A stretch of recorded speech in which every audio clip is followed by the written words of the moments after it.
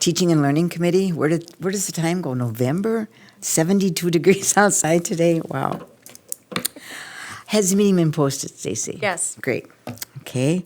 Are there any citizens in the audience that would like to address the board this evening? We always welcome comments, suggestions, recommendations. Okay. Seeing none, hearing none, could we please have a motion to approve the minutes from our October 4th meeting? So moved.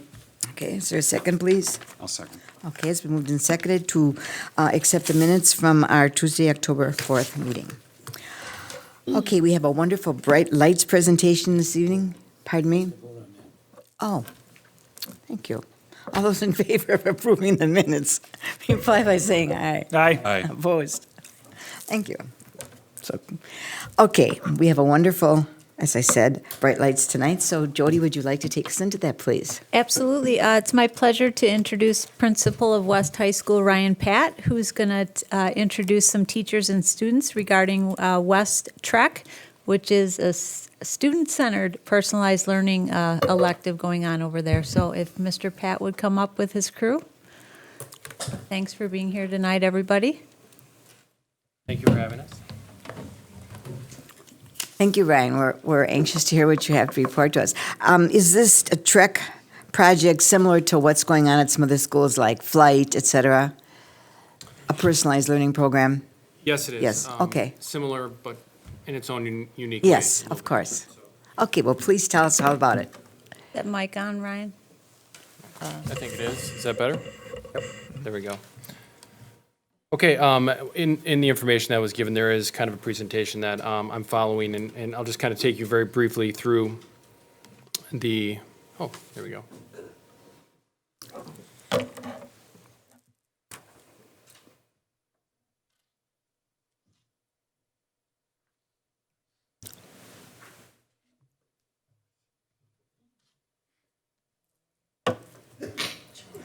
Bless you.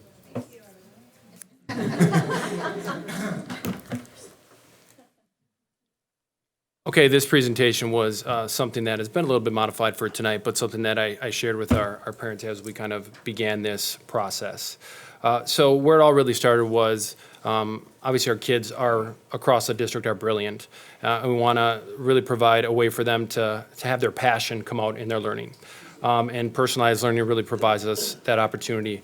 So through kind of some networking in different pieces, I ended up taking a small cohort of students and showing them a video on kind of a radical personalized learning, totally student-driven and designed learning, where the students really critiqued one another. They kind of had a mentor that helped them along and gave them advice and held them accountable, but they really were responsible to one another. They had to do a group project together to learn to collaborate in different pieces. So after I showed that to a cohort of students, they gave me great feedback that they would love something like that.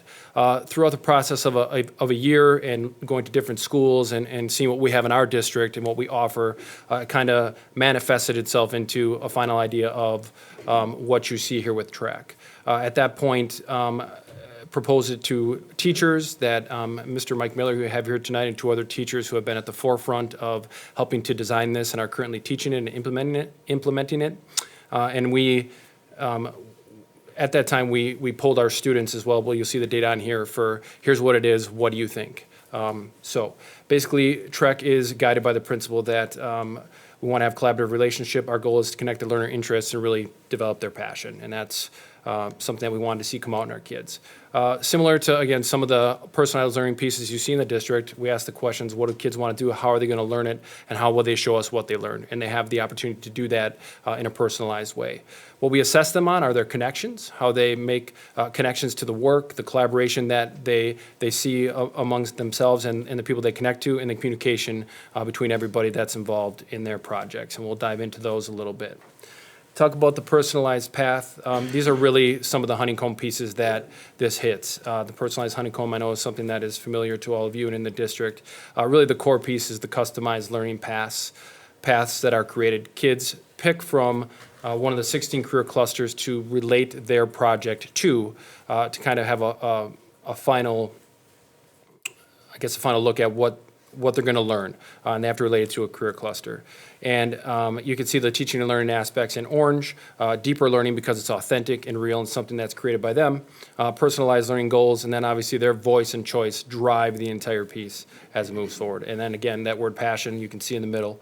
And then some of the tertiary pieces of the honeycomb down below, flexible time and space. They utilize the Trek time to do what they need to do. If it's meeting with outside mentors or different pieces, it's really structured for them to do that. So what is the Trek experience and what does that involve? Again, I talked about the 16 career clusters briefly, and they also have to do a group project that will better the greater community together within their class. Students can have the experience for a semester. They can have it for multiple years. It depends on what is approved, but depending on what their passion is, we want to foster that. If that means that it takes 2 years to do something that's large scale, we're going to help them through that, and we're going to work through that to see what that's going to look like. Right now at semester, we expect more students to dive into the program, so a lot of the focus is semesterized, but it really is flexible in that way. So 3 experiences that I'm going to briefly touch on. Cosmetology is something that one of the students I'm gonna showcase. Business is another one, something that is connected to the business career, and then marketing and video production. Jacob here next to me is going to talk about what his project is for that in just a moment. Why the Trek experience? As I said, some of the data that we pulled, this talks about some of the interest areas of our kids. You can see those that took it. We said that about more than half our kids are interested in possibly having an experience like this, so we wanted to offer that. And then these are the career clusters that our kids at West High School were most focused on moving forward. So it gave us a little insight to think of as we evolve the program, some of those high leverage areas and some of the demand and things that they're looking for. So Trek is a starting place for us right now, and as our students are going to journey through their projects, they're going to go left, right, up, down, and that is the learning and the experience that's going to occur. Same thing with our program. We're starting at the ground level, and we're going to go left, right, up, down, and then we're going to get back to continue to evolve this for what's best for our kids as they continue down that personalized path. Okay, to this. Quickly, just to go through the projects that we have. That link will take you to the presentation I just had. So Florencia Lopez is one of our students, and she could not be here tonight. I also have another student that was expected to be here, and she could not be here tonight, so I'm going to speak for them. I do have permission to talk about exactly what they put up here, and this has been their experiences.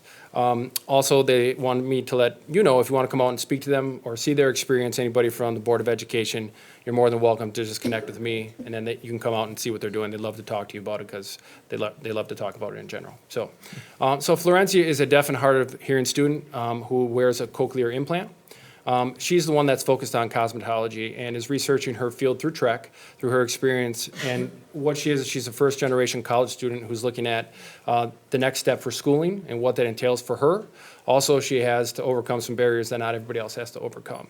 So she's looking at scholarships and opportunities and has the opportunity to advocate for her disability because she's finding out more information through the Trek experience. So she's been able to connect to a deaf and hard of hearing cosmetologist, which is very difficult to find, for invaluable, authentic insight into the field of cosmetology. So it has given her confidence. It has shown her a path that she either is going to take or not going to take, which is part of the Trek experience.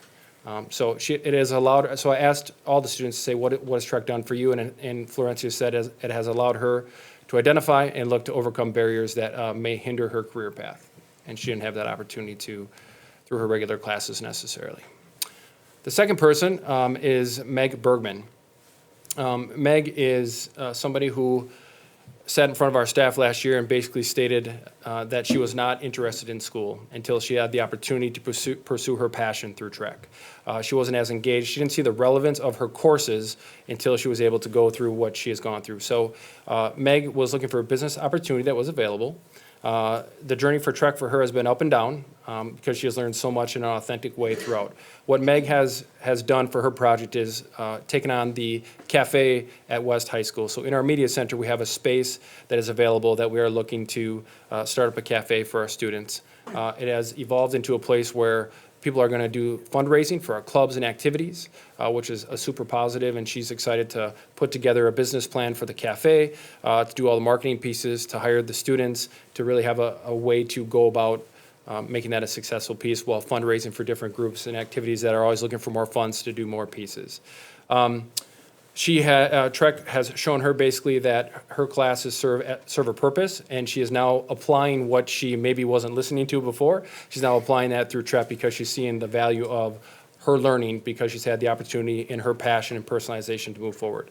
There was an article done about Meg that is linked there as well. Her picture is there, and you guys can read that as you need to. It was a wonderful article about her learning journey. So, and finally, I will hand it over to Jacob. All right, my name is Jacob Calgaro. I am a junior at Waukesha West High School, and my Eaton project is to create and produce product highlight videos for Eaton Power Corporation. Basically, Eaton came to Mr. Mike Miller, on my right, looking for a student to create videos for their company, and they found his telecommunications program on YouTube. So they came to him looking for a filmmaker, and Mr. Miller came to me because he knows my interest in the film world, and he thought I could take on the job. And it has given me a fantastic insight into the world of communications as well as corporate standards. Because back when I was just creating videos for myself, I kind of just thought that it was just some person sitting at a computer, you know, maybe put some music in the background, transitions, editing everything together.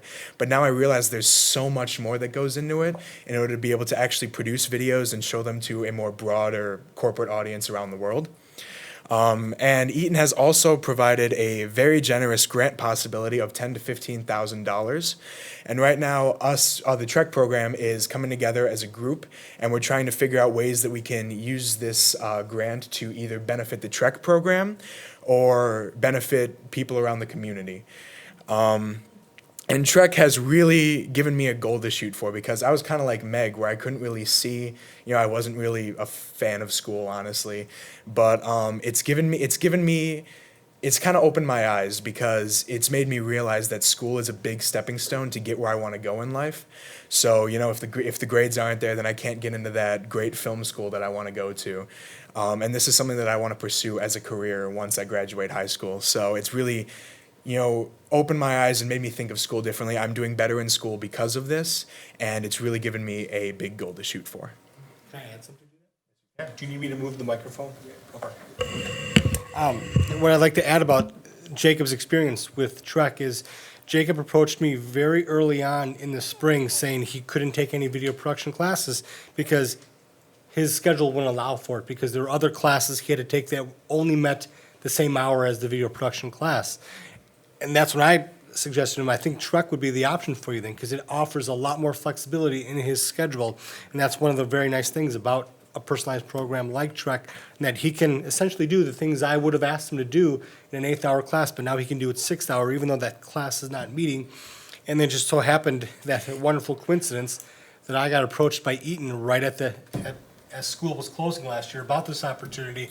I approached Jacob about it, and it was a wonderful marriage of two people fulfilling a need, I should say a common need.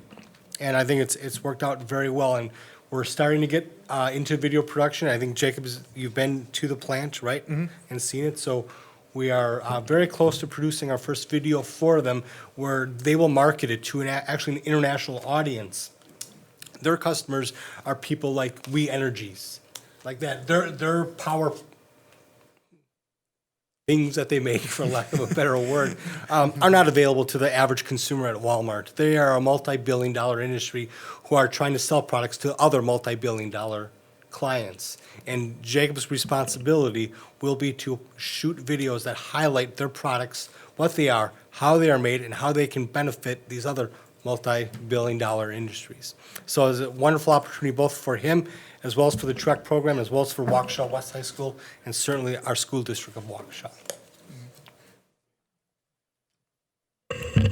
So just the final closing piece. The vision for Trek ultimately is going to be a combination of students designing their own learning. We want them to have that authenticity, but also the opportunity for small businesses, large businesses to come in, talk about maybe some projects they have, and have our kids pick or choose if it's a right path for them to move down. So we're going to continue to cultivate that and grow that moving forward. A final piece for the other Trek Cafe is Meg was able also to receive a donation that came through the board of about $8,000 of labor and materials to really make the cafe a place that you want to be, where kids want to hang out and do different pieces. So with that, any questions that you have? Sure, anyone? Okay, Mr. Baumgart. Ryan, I think it might help me, if not everybody here, if you could kind of paint the scenario about how a given student, and maybe a semester, for instance, would integrate a curricular class into this Trek program, and how the day or the month or the year would go by. I'm having trouble fitting this all together. Sure. So the process involves really goal setting, continuous goal setting, similar to what we do in the real world every single day. So if you take a look at students, the curriculum helps them dive into doing some research and specifically how they're going to think and gather information, brainstorming, whatever it may be, to pursue a career they're interested in and find more out about it. Once they choose where they're going to go, then they basically set a goal, a semester goal, and then each week they scale back and they look at a weekly goal to what it would entail. What work is going to be done each week to try to reach that goal, and then each week they scale day to day. So they literally have a day-to-day goal setting piece that gets them to reach that end goal of a semester's worth of work. Getting to the up and down piece, that journey and that goal shifts accordingly or here and there, depending upon where they're at and what they're doing, and that's the role of the mentor. So Okay, so do they have a class period in the day which is open for, we're calling it Trek? Correct, yes. And each student would be taking a course, and that may be the wrong word, but whatever they're studying would be individual. Yes. And is it a course that's going to be a required course? Is it a course that's going to be an elective course? It is an elective course, It so is it an- meets an elective graduation requirement. Okay, so they're not maybe going to be taking AP Physics in this environment. They're going to be taking Whatever they're film. And I'm not Correct. degrading film. I think it's very interesting. I'm going to talk more with you separately about this someday, because I did my co-op work as an engineer with Cutler Hammer, who became Eaton Corporation. So I'm kind of curious of what you're doing. I'm going to come over there one day.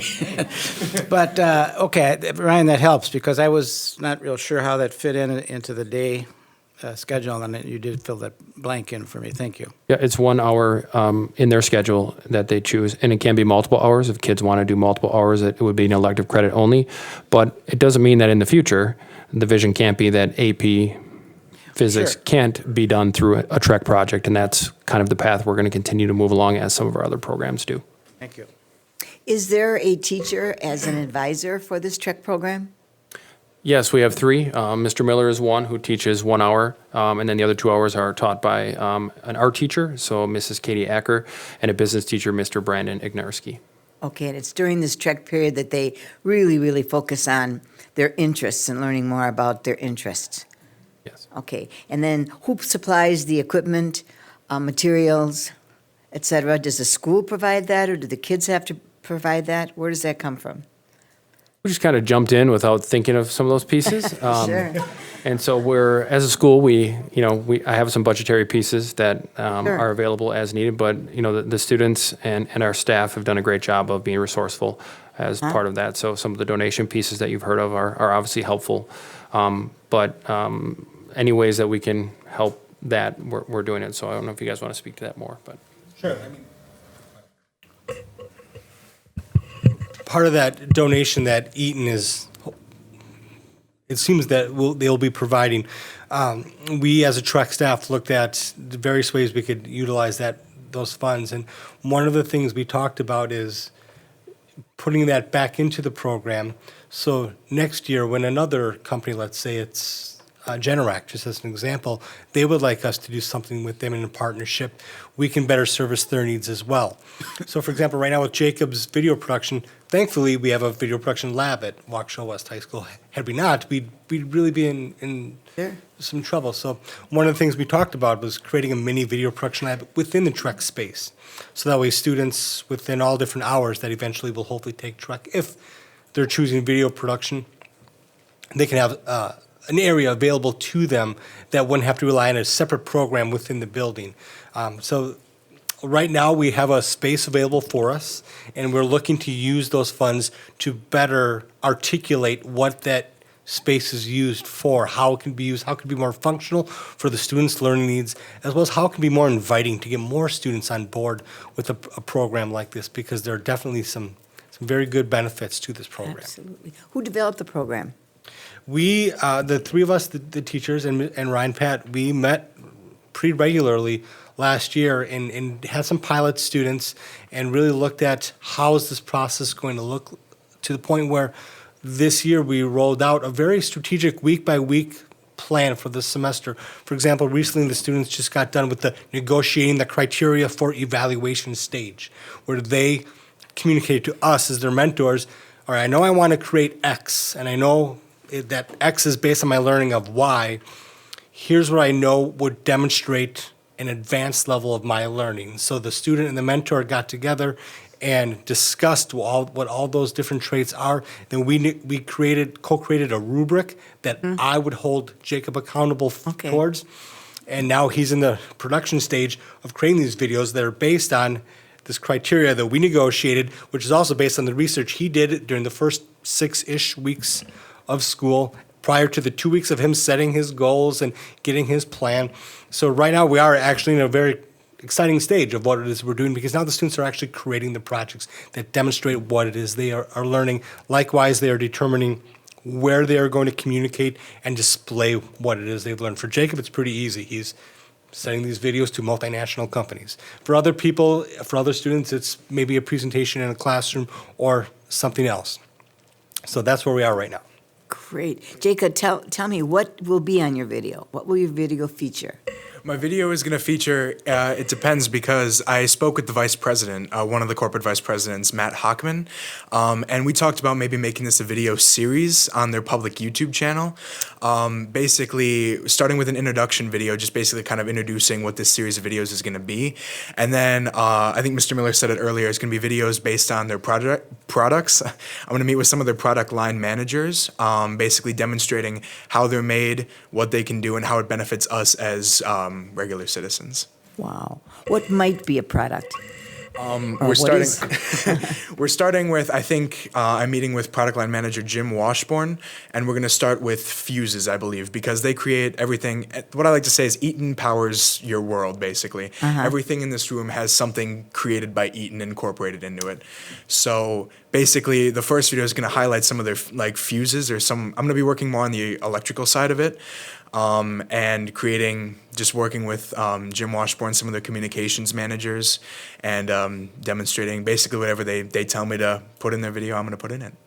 Is there a college courses that you could continue to work on to, broaden your experience and education in this vein?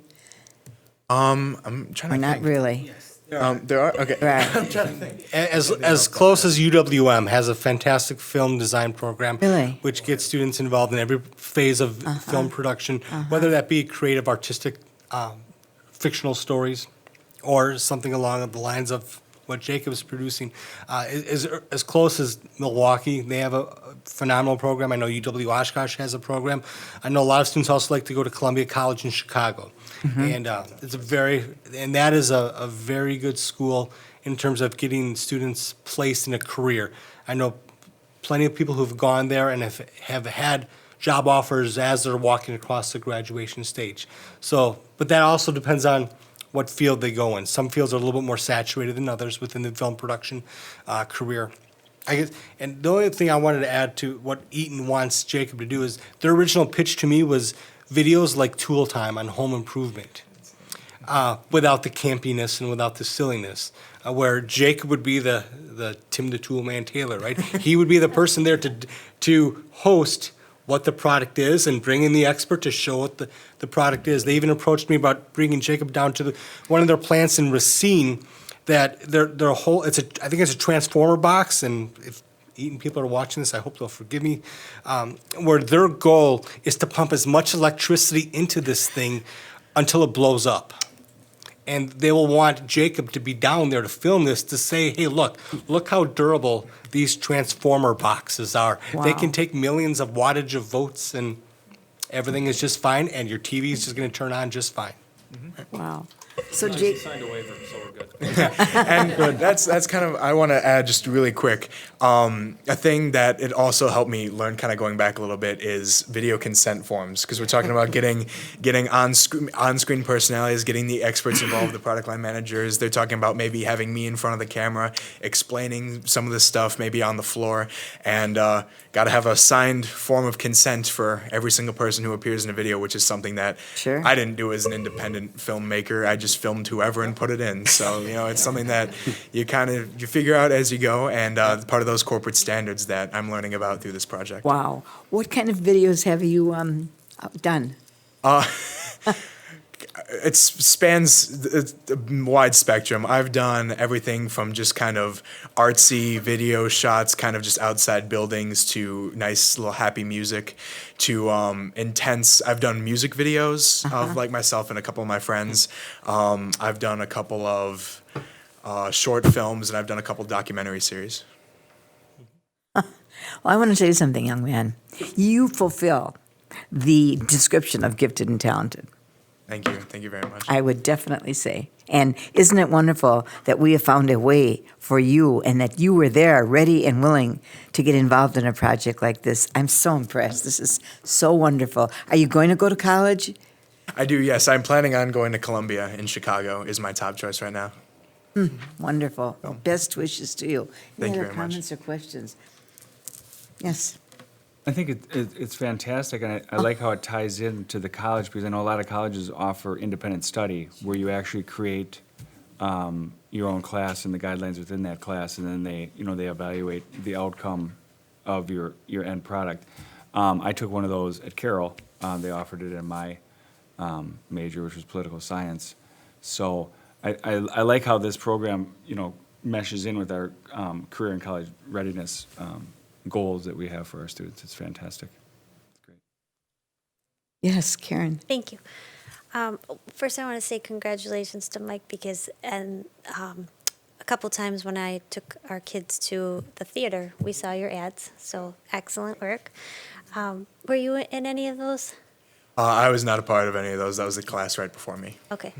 And I just wanted to say about your passion. You see the bigger picture now. And one of the issues I had with high schools, I didn't see that, and I didn't realize what I needed until after. And I wished I would have paid attention more, and I wish I would have really kind of saw how I needed those skills.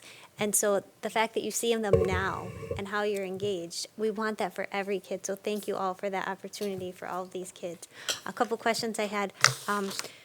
The career clusters, if they don't know, I know Amy Ling was involved in some things like My Life, My Plan, where they went through trying to figure out what those career clusters are. Do you ever have someone that, and maybe it was like I think it might have been Meg, who really doesn't know, and they try something, and then they realize they might want to try something else? Or do people know what they want right off the bat, and how does that work? I will say the majority of the students know exactly what they want to do right off the bat. Me too. And we can find a career cluster that fits their needs. And when we report out all of our learning to colleges and universities on their transcripts, it has the class that they are enrolled in is labeled by the career cluster. So that way the college knows exactly what experience the student has. I did have a student today that completely changed his mind in the direction he wanted to go, and he was apologizing profusely. I said, there's no need to apologize, because in my world, as soon as a student really figures out that this is the direction they want to go, and I think Ryan alluded to it earlier, that we don't expect learning to be linear. We expect it to be this windy road. Sure. As soon as that moment happens, when the student realizes, no, this is the career cluster I want to be in, motivation shoots up and a willingness to learn shoots up, and all of a sudden, what could have potentially taken weeks for a student to learn may take days, if not hours, because they're so motivated to want to not be distracted by anything else and just focus on that one particular thing. So I don't think finding a career cluster has been a difficulty for anyone. And just let me just try to, because it's new and because you guys are trying to put all of these pieces together, if I were to describe this to someone in the community, I could say within South, there's the Engineering Academy and the Health Academy. Within West, would this be classified as like an entrepreneurship? And I know it's not an academy yet, it's a program, but are you, would I be safe to say that, and how to describe that in a smaller version than all of this? I know there's so much, but how can I shrink it down? And then are your goals to be somewhat of that, where they, right now it's just a 1 hour place that they would go, or a one period, I should say, right? Okay, so would it be something that, I think you were talking about how their classes would line up to that and all fit within that, so that when they graduated, they would have more of that career on their application? I would describe it as, in my last slide, really, as passion through personalization. So it's an elective course that is a passion project. High engagement, students really have a passion for something, and then they go down that path and they figure out what that means to them. I could also say exploratory on some level, as Mr. Miller just explained, but I always talk about it, passion through personalization. They're given an opportunity through the elective course to personalize their learning in an area that they're passionate about, and then go down that path for what it means for them. And they can do that 8 different times. If they're a freshman, they can take Trek 8 semesters and have 8 different career clusters that they've explored and that they've gone through. There's no limit to that. Or it can be 3 different career clusters over 2 years. It's really, again, about that personalization for each kid. So I don't know if I answered the question very well, but that's the best I think I can do. And last question, does it start from freshman year? It's available to our freshmen. We have, I don't know if we have any freshmen. We marketed it to the middle school, but I know that some of the, one freshman. I know that some of the internal things that are happening are really putting a buzz out there about some of the opportunities that exist. So this is all based on careers or career readiness Yes, or exploring careers. yes. Okay, wonderful, wonderful. Wow, I'm very impressed at what you're doing. Very, very proud of you, and I'm going to come over and visit. What period of the day do you do your Trek projects, Jacob? I do mine 6th hour, which is from, depends on, yeah, it depends on, from most of the days, from Tuesday, Wednesday, and Thursday, it's 1 to 2. And on Friday, it's 11:55 to 12:55, I want to say. And then on Monday, I don't even know what Monday is. Yeah, we have a weird schedule on Monday, so it's my 6th hour of the day. So you go to an area of the building, and there's a teacher there that's going to be supervising or advising or helping, or you two work together. Wow, I'm very impressed. Wow. Well, thank you so much. This was really, really a very new innovation for our district. And wow, Ryan, thank you so much. What a wonderful, wonderful direction to take our students. Unique to Waukesha. Thank you. It's a lot of people that have done it, so. Yes, thank you very much. Well, you. best Thank you wishes very to you, and come back again. I'd be interested in hearing what happens to you 5 years from now, where you'll be with this. Yeah, we'll see. Best wishes to you. Thank you. Thank you very much. Wow, pretty impressive. All right, now we're going to move into the other part of our agenda. We have approval of organic chemistry course change. Jody?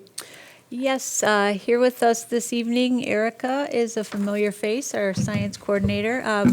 We have a new face in town, Dan Keyser. He's been with us a whole month and a half now, maybe 2 months. He's our secondary director, so he'll be in and out of the presentations this evening also. And then thank you to our 3 teachers that are here, one from each high school, it looks like. I'll let them speak Welcome, introduce everyone. themselves. Hi, Anxious to Bob. hear what you have to share with us. Hello. So yes, I have Bob Willis from West, Linda Traeger from North, and Betsy Helmers from South. Three of the high school chemistry teachers that we have here in our district, and helped make this proposal. About 25 years ago, we instituted AP chemistry here in our district. And when we instituted that course, we were kind of left with a leftover semester of stuff. So we decided to create an organic chemistry course. It was a wonderful course. It ran every year. But as our district has changed and as the needs of the colleges have changed, it's not suiting our purposes and our needs anymore. So we're looking to take this course and make it a full year-long course option for our students. We feel it's important for it to be a full year-long course for a couple reasons. One, there's so much more information that students need that we can't fit into a semester. It allows them to have much more application of the information and move into different areas of the organic chemistry world. Students who also are going into college are required to have 4 full years of science. They get 3 automatically, but if they want to take a science elective their senior year, having a full year course is something that they need to do. And offering a semester makes it a little bit more difficult for them to meet that requirement. Also, all of our science majors in colleges are now requiring organic chemistry at the collegiate level. So whether it's a semester or a 3-year program, depending on what your major is, they need that background. And with so many of our students in the academies and moving into high-level science careers, we need to provide that background information for them before they get to college. Organic chemistry is considered the weeder course for almost all medical fields. If you can't hack it there, you're not making it. So we want to provide our kids as much information as possible to support them before they get to that class. And creating this into a 1-year program is really going to help support them in that. And that will fulfill the requirements for 4 classes? Yep. Okay. Okay. Questions, comments? Yeah, Mr. Baumgart? I'm sorry, South, right? Excuse me. One of those days with the throat. I shouldn't eat chocolate either, should I? I'm trying to figure out with our health academy over there. Will those? I would view the health academy students as being interested in organic chemistry. Do you have a demand for that? It's an elective today, right? Yes, it's an Can elective you today. fit so. those two together for me? I don't really teach in the academy or organic chemistry right now currently, but so Didn't mean to that's do something that we're to going to you. try to do. Yeah, I think that there is a need here at South to try to make that available for our students, because I do agree that we have a lot of students in the academy who pursue this career as their college path, Right. and we aren't offering that right now. So we need to So make this that is a available need for our fulfilled. students. Thank Absolutely. you. That is a good answer. Yes, exactly.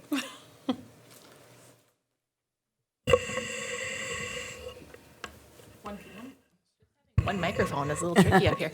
And that comment brings up actually a really good point. We haven't been able to run organic chemistry at most of our high schools in a while because of it being a semester-based course. Yes. We don't have anything to back up with it. So that's why it hasn't run, and Betsy hasn't taught it recently, because we can't run it. And making it a full year course will also make it a lot easier for us to run it and provide that opportunity for our What has held students. you up in running it? Excuse me? What has held you up in running it? Being in a semester course, if there's nothing else for those students to take the second semester, if we don't have enough students who are interested in just Okay. taking a second semester, Okay. only 12 students sign up for it, we can't run it. So this will allow more students to be able to access the course and have it offered more often for our students. And they're asking. I know Mr. Willis has had that experience where kids are asking him, when's it going to be running? Why can't I take this? I really want to be in this class. So we're offering it at West right It's now? offered at all 3 schools. It's not currently running. We have one section right now at North. Okay, okay. And we do have it at West, and South is going to move toward that.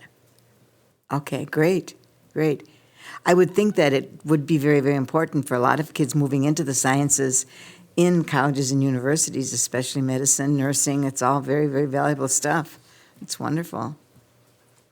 Yes. Thank you. Are any other school districts teaching this as a year-long course right now? That's one thing I wanted to mention. Waukesha really stands out in that respect. I can't tell you how many students that have taken it in the past and have come back and said, wow, am I glad I had this course before I took organic in college. Very few high schools are offering this. Really? So it makes Waukesha look really good to say, wow, you have an organic course, and it gives our kids such a shoe-in, when they get to college, that other kids don't have that experience, so. Wow. Wow. Yeah, I would think that we need to include that because we have a lot of kids, going into the science fields, and that would be good for, on their transcript for admittance to different universities. Very good. Did you want to say something?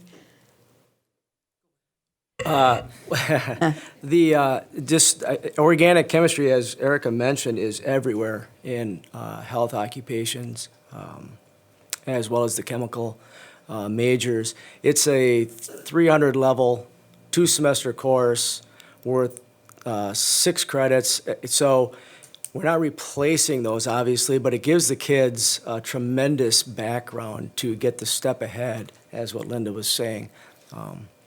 And it is a very, very, very important weeder course to share a story. I sat in my organic chem class 30-some years ago, and the professor said, look to your left, look to your right.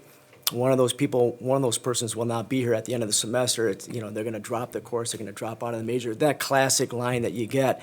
So we don't want our kids to be one of those two. We want our kids to be the one in the middle. Yeah, well, I've heard that course is really, really tough in college. It can be, yes. Mr. Baumgart? Are we equipped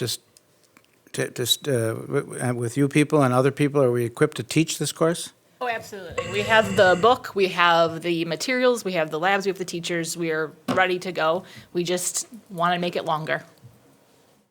Now, this is going to sound very negative, but I'm not. Erica, you know me. We're taking a course that we currently had designed for a semester, and we're going to make it a year-long course.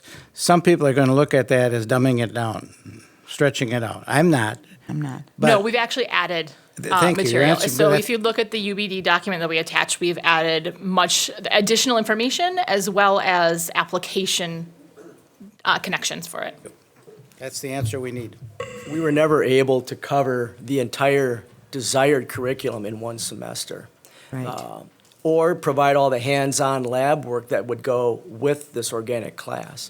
So the last time I taught it, students even asked, can we just keep going for another semester? And I said, that's not possible. But there is plenty, yes. This is good.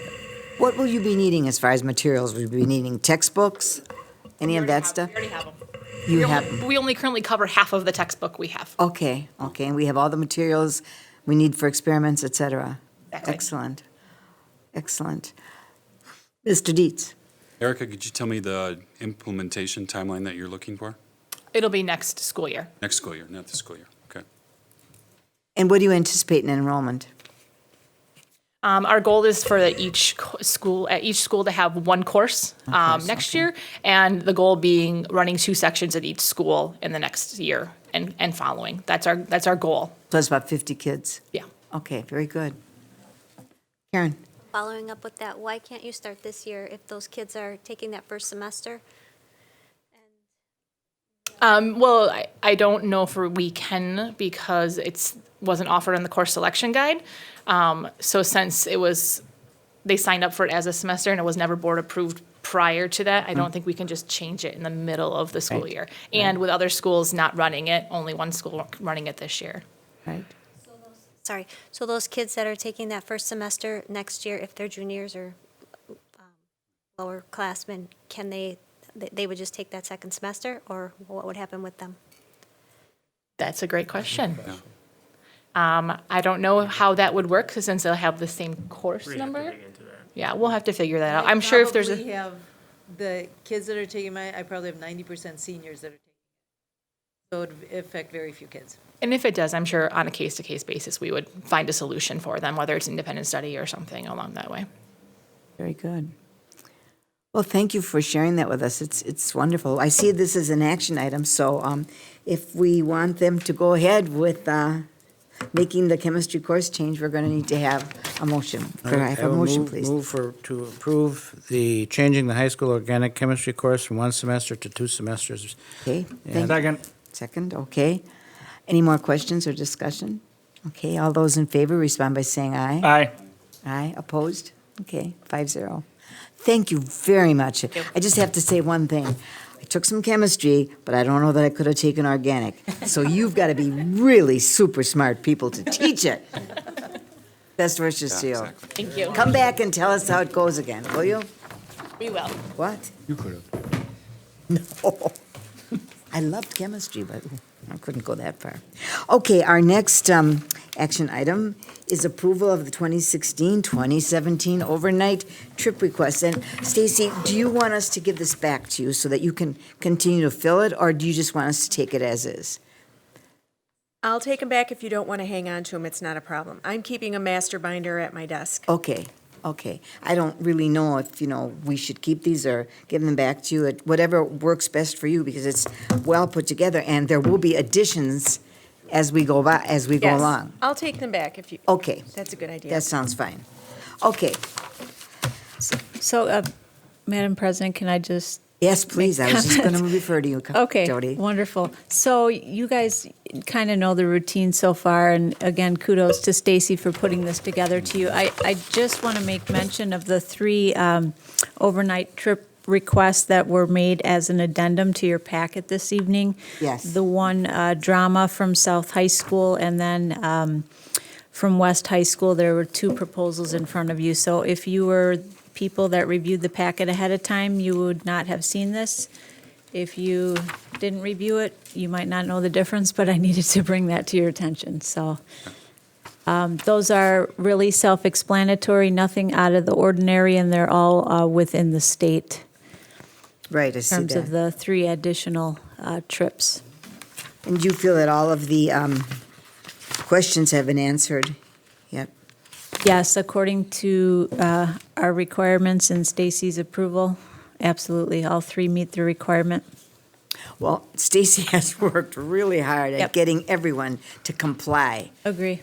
Really, and when I went through the book, I was just amazed. There wasn't one application that had anything missing.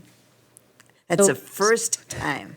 So we Thank should you. ask her back tomorrow. Oh, I mean, she's Must worked be loved. She's awesome. She's a rock star. very, very hard at this. Thank you so much. It was most nearly perfect.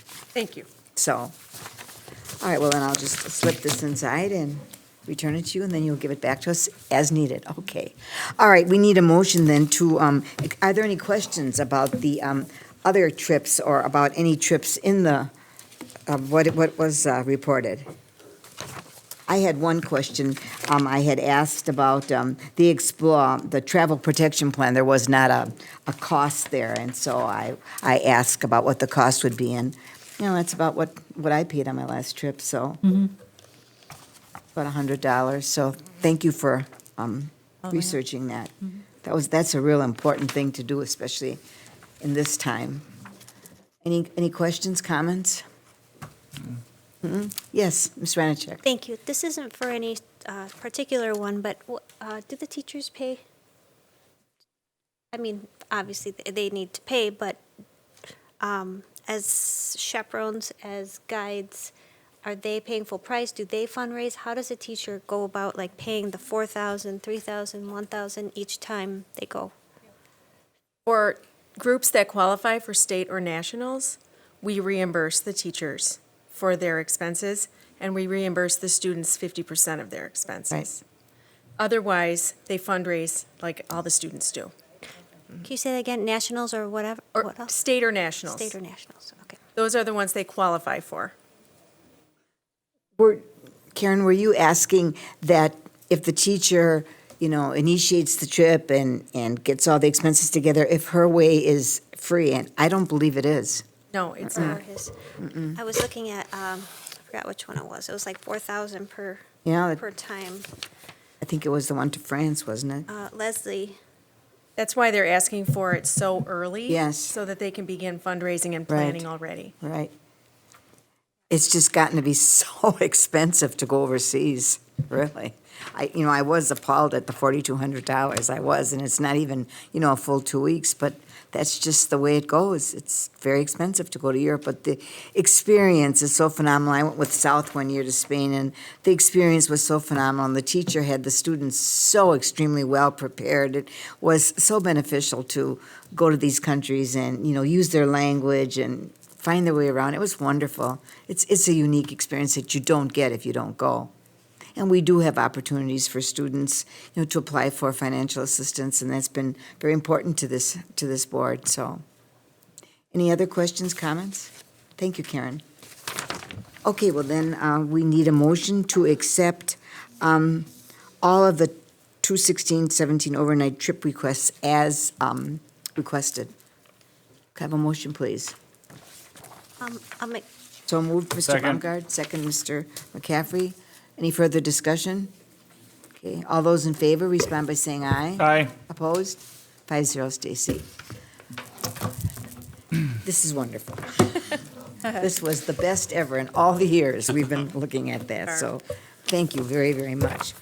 Okay, next we have the computer science proposal. Jody? All right, be prepared to be awed right now. We have Dan Really? Keyser, Amy Lang, Brian Yearling, and Dan Paczynski are going to, no, we don't? Okay, we have computer science proposal. That's what's on the They're waiting, agenda. they're waiting. They're in the green room. They're back in the hallway. All right. So prepared to be wowed. Dan, Amy, and Dan are going to take you through computer science course proposal, which is much more than a course proposal. It's just a real great vision as well as a course proposal. Dan, this is your first C9 meeting, is it not? It is. It is. Yes, as the new secondary Come on up. coordinator. I'm going to sit up. So welcome. Thank you. He'll be officially introduced to the board Yeah, I know that. next week. I know that. Thank you and good evening. Tonight I'm talking about two proposals tonight and have groups, and we're doing this in a two-part process.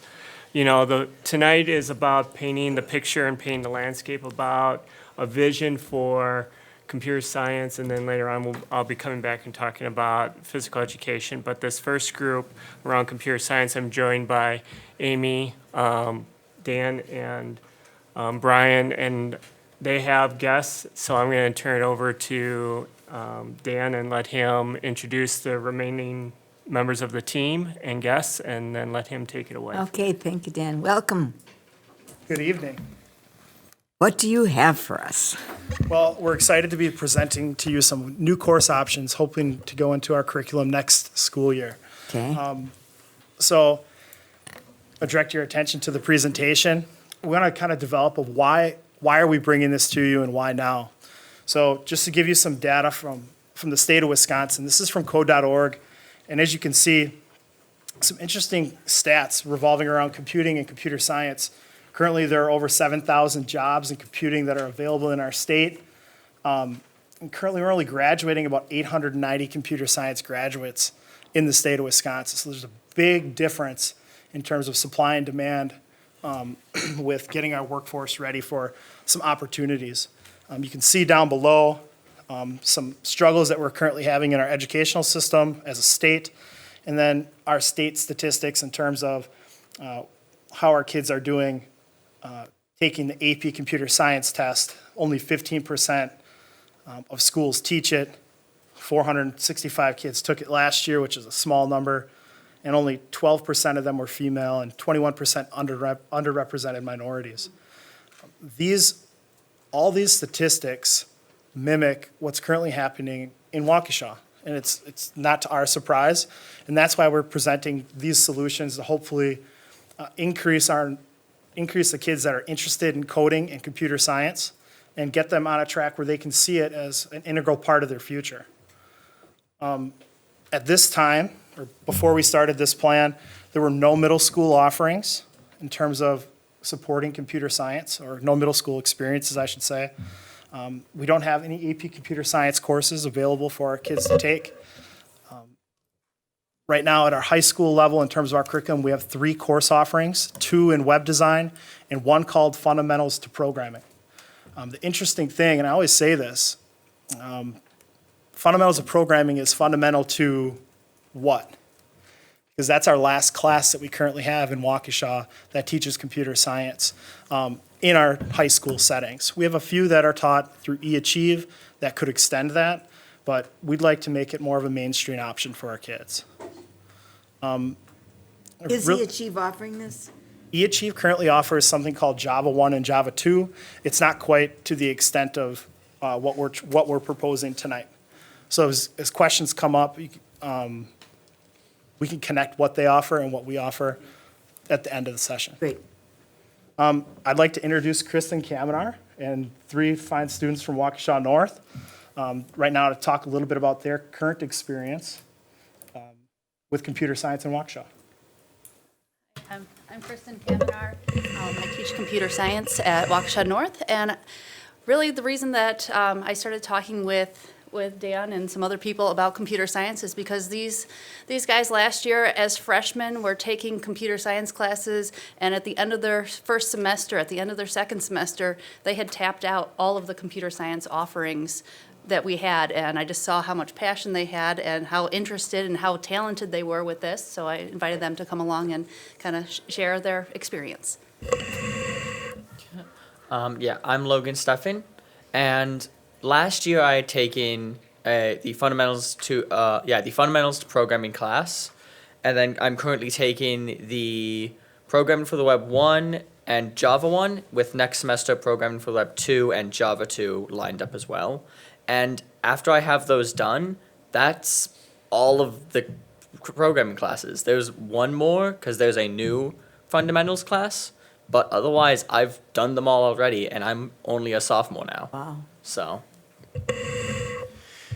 My name is Braden, and I am also a sophomore at Waukesha North. Last year I took Fundamentals of Programming as well as this year I'm taking Programming for the Web 1. And there's really Programming for the Web 2 is the only and then the other fundamentals, the only non-eAchieve classes I can take. And I mean, I'm strongly considering this as a career down the road, something I want to go into more in college. And I mean, there's not really the opportunity to do so at the current time. Hi, my name is Ben James. I'm also a sophomore at Waukesha North. Last year, I took the Fundamentals of Programming class, and then last year, second semester, I took Web Design Editors. This year, I am currently taking Java 1, and then next semester, I am taking Java 2. The only other classes I can take regard more into the web, but I'm more looking into computer programming and computer engineering. So this is kind of the end of the line for me, except for the new computer programming class. Great, thanks, gentlemen. So before this year, I just want to give a summary once again of what we've offered at all 3 of our levels, elementary through high school. Currently at the elementary school level, a lot of our kids are getting experience with coding and getting a gist for what it is through our Hour of Code initiative, which is a national initiative, and many of our schools have supported that each year over the last 3 years through clubs and through extension projects that particular teachers have found interest in and have supported with their kids at the elementary level. And that's pretty much it at the elementary. At the middle school, like I said, before this year, there's no formal course offerings that support coding as a means to problem solving. At the high school, we have Web 1 and Web 2, and then Fundamentals of Computer Science at our local high schools. eAchieve, like these gentlemen said, offers Java 1 and Java 2, which is equivalent to about the first semester of AP Computer Science. So not even a full year of that. What we've done in the meantime is try to make some changes without having to come to you as a board to support it. So the first thing we want to do is get more kids engaged in coding. So we looked at trying to build engagement through 3 things. We want to target awareness, and once kids are aware of it, we can then start to get their creative computing to start happening through our design and development phase. And then the last part of computer science is really looking at computer science or computing as a science. What is the best way to attack this problem compared to let's just get the job done and get the problem solved? So we really want to take kids through these options. Absolutely. Coding is where kids are taking a computer language of some sort and sequencing that code to come out with some type of output. And hopefully that output is solving a problem, like balancing a checkbook or getting an image on the screen to move a certain number of pixels. So coding is just taking those steps and sequencing them in a way to get something to happen. That at the elementary, yeah. So at the elementary level, if we look back a little bit to here, hour of code in these clubs, typically kids they're not generally exposed to what we call a text-based language like HTML or Java. Typically they're exposed to what we call a block programming language or a visual programming language, where kids are actually snapping together these blocks that tell something to move. So let's say if I wanted a cat to move across the screen, I'd say move 10 steps, and then I'd add another move 10 steps, and it would move consecutively. So it's much more approachable than what it used to be. Kids aren't spending time looking for a semicolon or a syntax error. They're spending time solving the problem and getting really engaged. Do we do keyboarding in elementary? I'm not quite sure about that. Where do kids, learn keyboarding? Or is it something they learn on their own? I thought we used to do keyboarding. So there's not a consistent program per se. Isn't. We had 4th and 5th grade teachers were doing it with Alpha Smarts at one time, but that, again, it's not consistently done. Is it important for students to have that background? I think Honestly. keyboarding is important for many different things, but yes, this included. Thought it was important. Absolutely. So our first step was develop on-ramps to get kids engaged. And then we wanted to look at, once we get them engaged, why are we getting them engaged? And the real reason is we want to give them some paths. So we've looked at connecting our curriculum through web design, through what we call app development, where kids are creating mini programs to be put on numerous types of devices, and then computer science, which I define as computing as a science, really looking at the science of what makes a computer work and how we can attack problems with it. And there could be future paths looking at other curriculum models that are surrounding us. So that's what we looked at. So our next step was to figure out what are we going to do this year. And in red, you can see the highlighted changes we've made. So we've done 2 course redesigns at the middle school level and introduced coding modules in 6th grade business and in a course for 7th and 8th graders called Biz Tech. They're not computing or coding classes, they just do units and get the experience of coding in both those classes. And they build upon one another if a student chooses to take those experiences.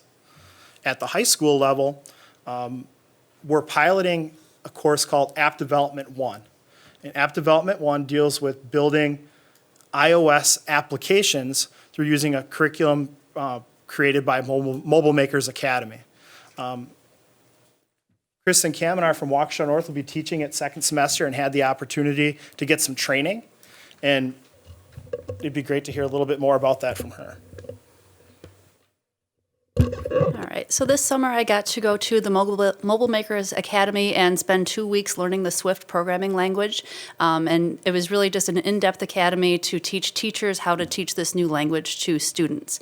Last year we were using a program called MIT App Inventor.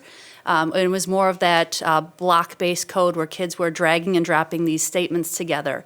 I think this new language, the Swift, where students are able to program iOS devices like iPhones and their iPads in order to solve different tasks. And I think it's a more rigorous language, and students are really getting more involved with some of that syntax that goes along with computer science. While I was at this program for the 2 weeks, I just saw some things that I think that these guys would just absolutely love. Just something as simple as like a tic-tac-toe app, which you think of tic-tac-toe, you sit down, it seems really easy.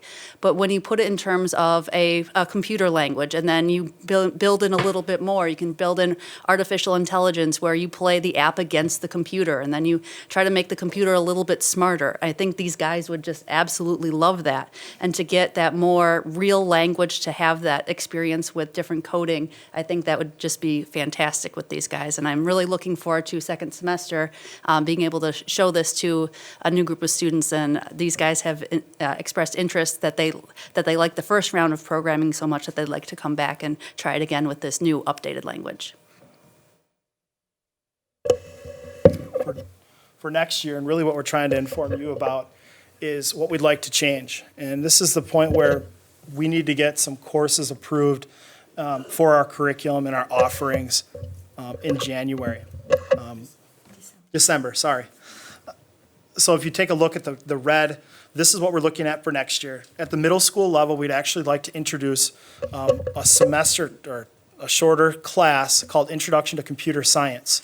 This is very much like our Fundamentals to Programming class that used to be taught, that is currently taught at the high school, where kids are using a block-based programming language to program actually Android devices, and then transition into a syntax-based language where they're actually typing in that code and learning that.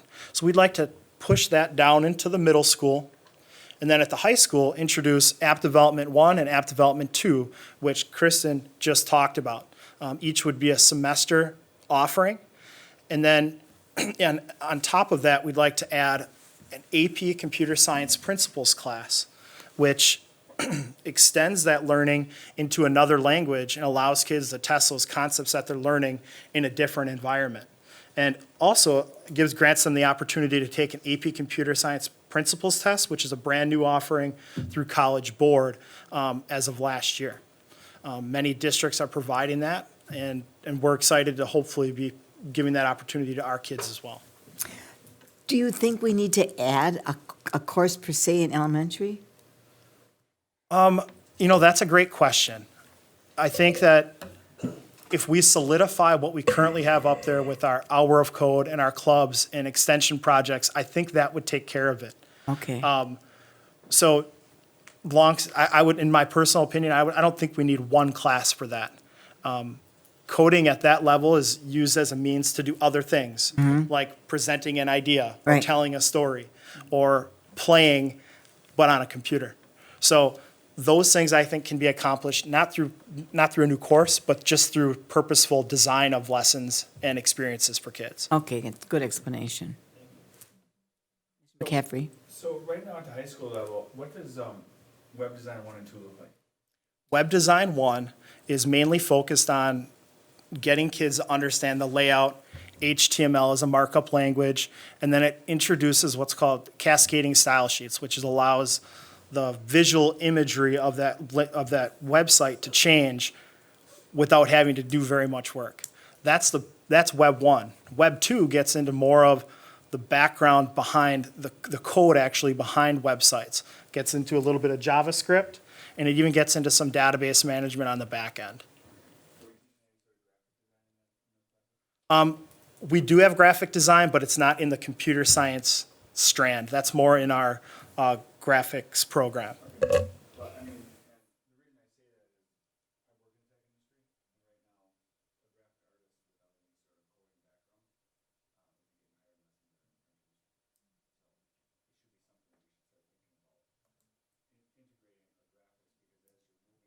Yeah.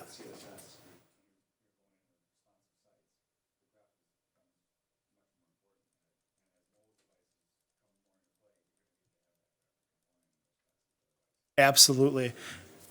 Absolutely. Mr. Baumgarten? I understand and am clearly in favor of doing something in this area because of the need to have people out there working in this field. I have both a son and a son-in-law who are doing this and keep very busy. It does raise some issues, though. These would be electives, right?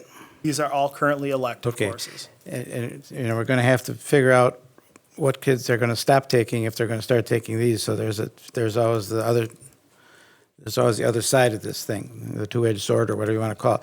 So that's a question you're going to have to deal with. The other one, I'm seeing Jason Sadowski sitting back in the corner.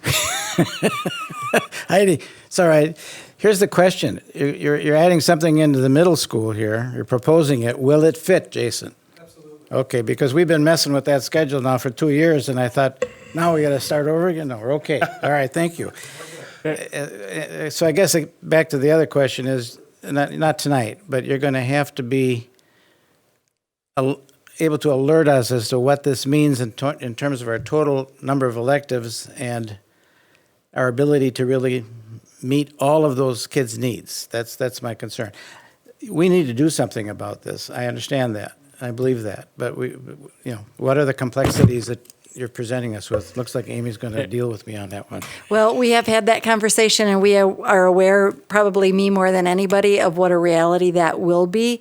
One of the things, though, I want to point out is that with bringing in, let's say, the mobile makers and the app development one, we are using that course to replace fundamentals of computer science. So with that being moved to the middle school, that does take care of eliminating a course at that level. And then the AP Computer Science would be the one additional course. But then that means the same problem now occurs in the middle school. We've added a course there. What's going to go? You don't have to answer these today. If you've got it, fine. But this is my concern, I guess. It's our concern, too, and my concern. And I think, too, it depends, it really is talking about who the target market is, too, and what students are interested in that. It's not that every student will be interested in that, and kind of looking at students who are taking what electives now might take this instead. And so I don't know that that's anything we're going to be able to predetermine, but we are very conscious of that. And to that point, I'll just add that we did sit down with the middle school principals as a collective to gather feedback, and the high school principals, so that we being thoughtful about the process. And as I had mentioned in the intro, bringing this out in two parts, one painting the landscape and not having to do an action item now, but do it a month from now, so that we have time to get the questions and see what we haven't thought of and what things we can do. Start small, move slow to move quicker and broader later on. But a concern continues to exist because these 3 students have no place to go for the next 2 years. If this is designed Yes. at the middle and high school level, so that we would create options for these young gentlemen seeing All the this way through high school.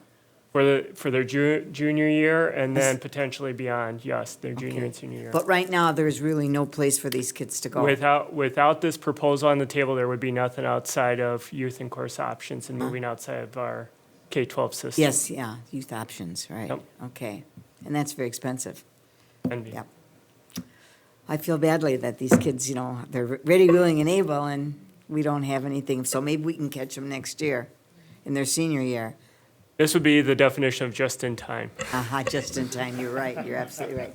Ms. McCaffrey. Are we talking to any of the colleges? I know Carroll College has a fantastic computer science program and a master's program as well. I know many people went through it. Are we discussing them, talking about what we should be setting up? And So what we're doing is, right now, the current web design is transcripted credit with WCTC, so we are teaching their curriculum.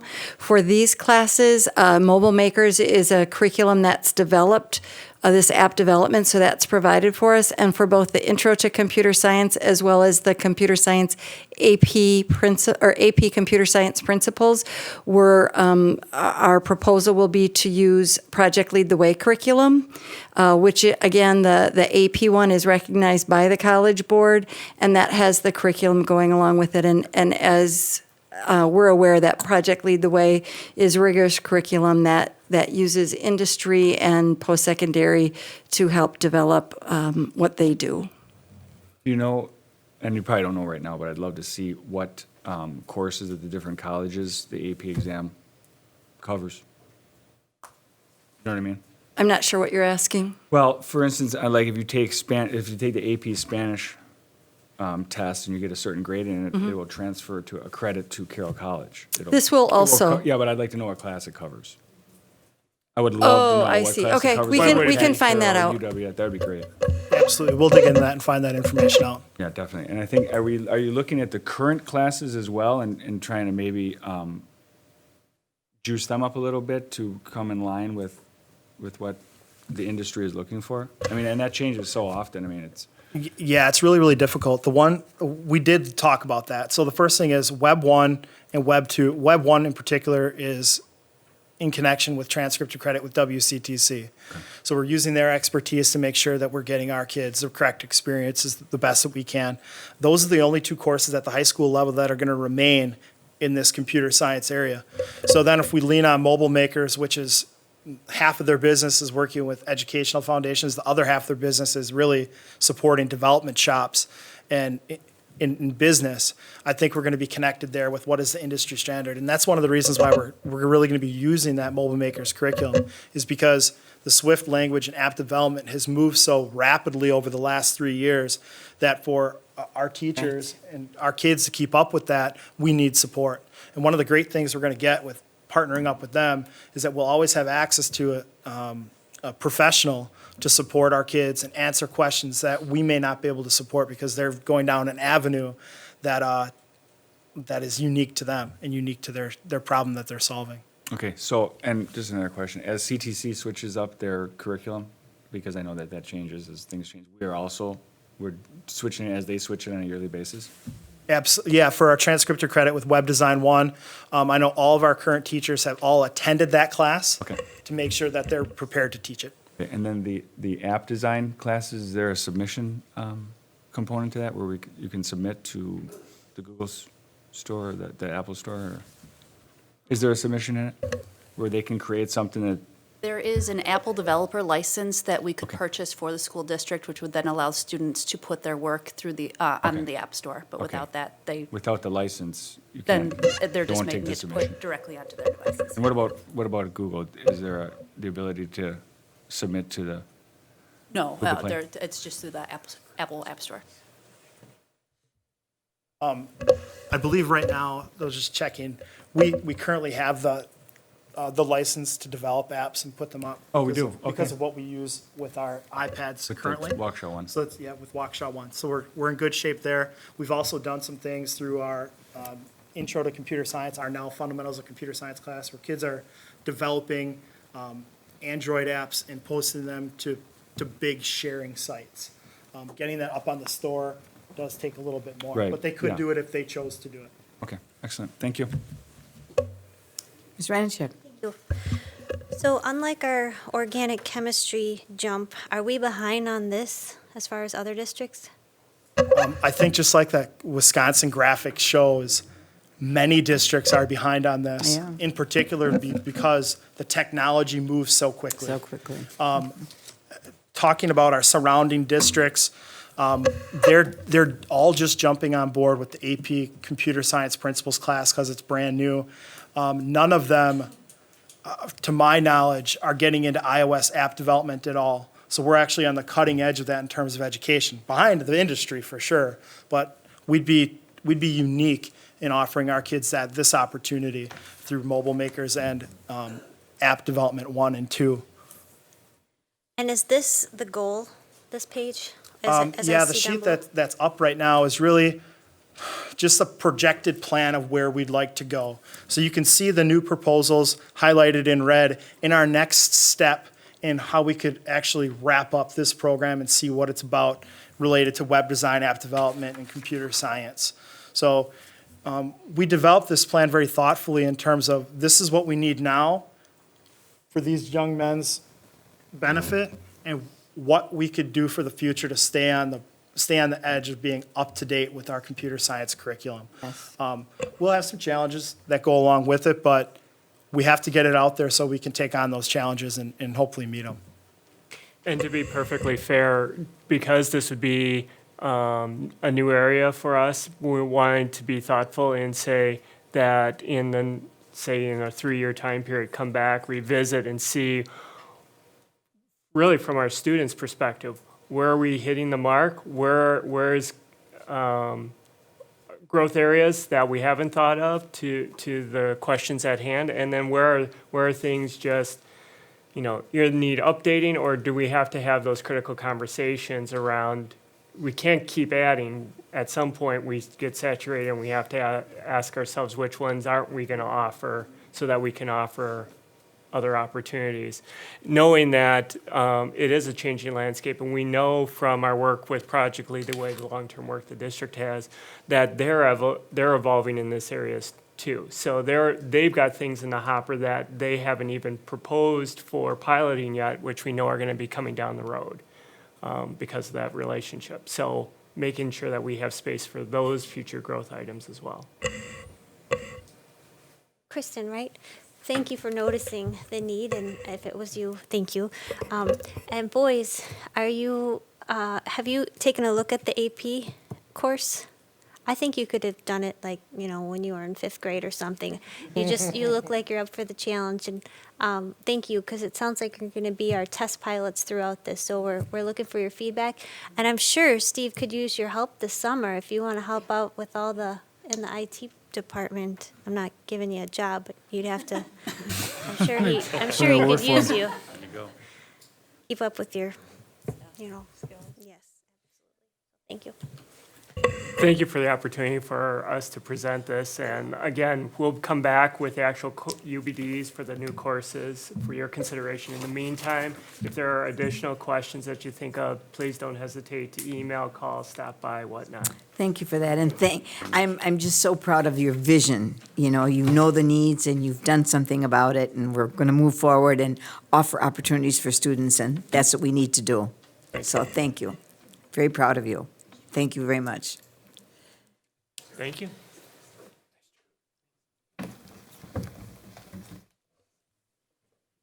Wow. Okay, let's move into the next one. Do you want to take us into FIAD? Sure. We're going to stick with Dan Keyser, and we're going to bring up Wendy. And it looks like a couple physical education teachers too. As we continue to promote our personalized learning for our students, the physical education department has come up with a very individualized proposal in terms of some course sequencing. And again, just to reiterate, this is an information item for you this month. So you, as a little appetizer, and getting some, getting your head to wrap around it so that we can ask you to take action on it in December. So thank you. Okay, thank you.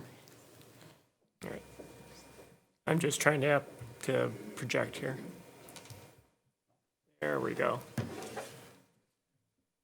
All right, so I stay up here and get joined by the other group here in physical education. And so colleague Wendy here, I'm going to turn it over here to her in just a second here. This really is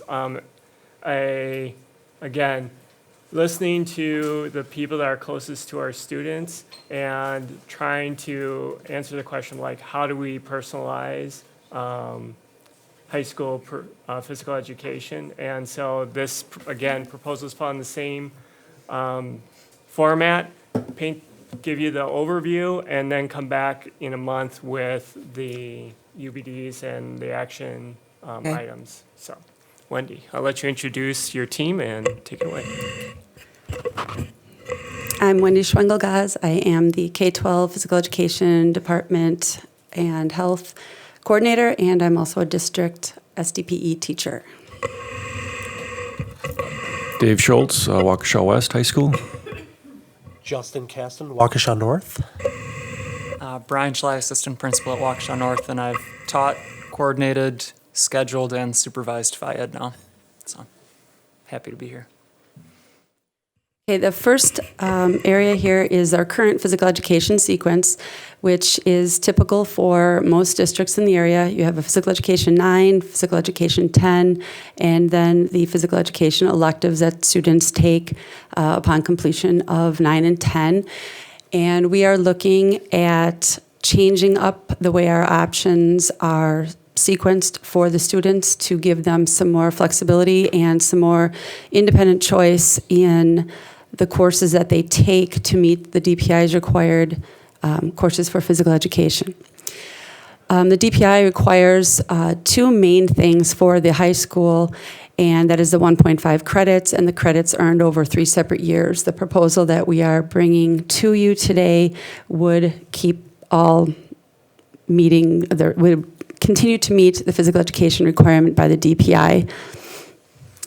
The current high school physical education standards, these are the standards that are put out by Shape America, which is our national, kind of our governing body for physical education and health, and they are also the standards that are adopted by the state of Wisconsin. So they're the ones that we utilize when we're designing programs or looking at our curriculum.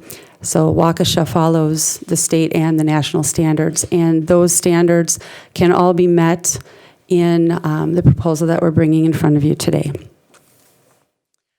This we're not going to read to you, but you could read it as you see fit. But this is kind of just goes over the thought process that comes behind what we're attempting to do.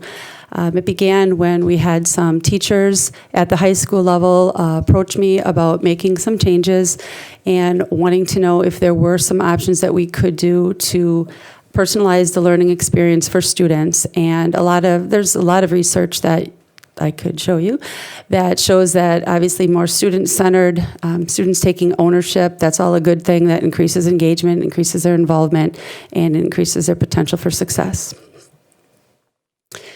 We can also look to the honeycomb, which you've seen several times today already, and how that the new proposal does play right into the different areas of the honeycomb. I can't see that far. I'm sorry. It's too small. I should have brought my readers. But basically, again, it goes to some of the core components of personalization. And there's also some others that aren't even highlighted on there that it also plays to with the different ways that we could utilize our staff and their strengths as well. This is the proposal that we are bringing in front of you.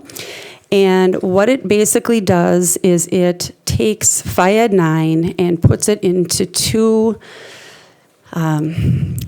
pathways. Thank you. Two pathways that students could choose from upon entering high school. A lot of students, by the time they are already in high school, are already aware of what their strengths and weaknesses are, what their likes and dislikes are. By splitting FIED 9 into two components, we're looking at giving the students the choice between taking the physical education 9 personal fitness or human performance focus, or the field and court focus, which would be more of a traditional type of a games and sports setting. So as students would enter high school, they would be able to take a look at their own strengths and interests, and they would be able to go in the area that they are the most comfortable with or have the most interest in. And then the following year, we would be opening up all the rest of the electives. So in a sense, what we're doing is we're taking PE 9 and splitting it into two offerings. So you'd still have the same amount of students taking it as freshmen. They would just have a separate focus. So we'd still be meeting the DPI requirements, but the focus for the one course would be more of a personal fitness type of an approach, and the approach for the second would be the field and court approach. So they would be able to go one of those two ways. After completing their FIED 9 classes, they would be able to come down into the next tier that you see there, and they would be able to select from any of those courses. For example, if somebody takes as a freshman field and court and they decide, I don't really enjoy that, or I want to look into something else, or I have a different interest, they could go right over to the trends or the strength or the speed, agility, and quickness. They're not being held into any track per se. It's more of like a grouping that I have it done that way. And the same thing applies if they would take PE 9 personal fitness and they would be more interested in going back over into the team sports their following year. So it gives them flexibility of what their personal desires might be. The courses that you see up there in orange highlight are courses that we are currently running and already have UBDs and board approval to be running those. The blue courses up there, we would be altering the UBDs to reflect the different courses, but in essence, we're still meeting all the same standards and the same outcomes. We're just kind of shuffling it around a little bit. It's replacing what would have normally been considered PE 9 and PE 10. The courses in the purple would be our new additions, which would be the aquatic fitness and the lifeguarding. And in a little while, I'll have one of our teachers speak to that, but that would give another angle for the students as well. So the standards themselves don't change. We're utilizing our existing curriculum and resources to accomplish these goals. And the rest of the things I've been talking to you about already. The ninth graders can kind of choose between the team approach and the personal fitness approach, and then they become open to make other choices as they go. Guys want to adjust?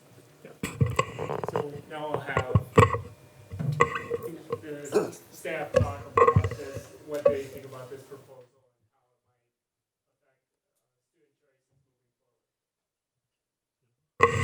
I think overall, again, giving students options, it's they choose, obviously going to be more engaged in that. And, as freshmen, there's all kinds of different issues potentially going on. And I think anything we can do to give them some input on what they're interested in, they're going to be more engaged.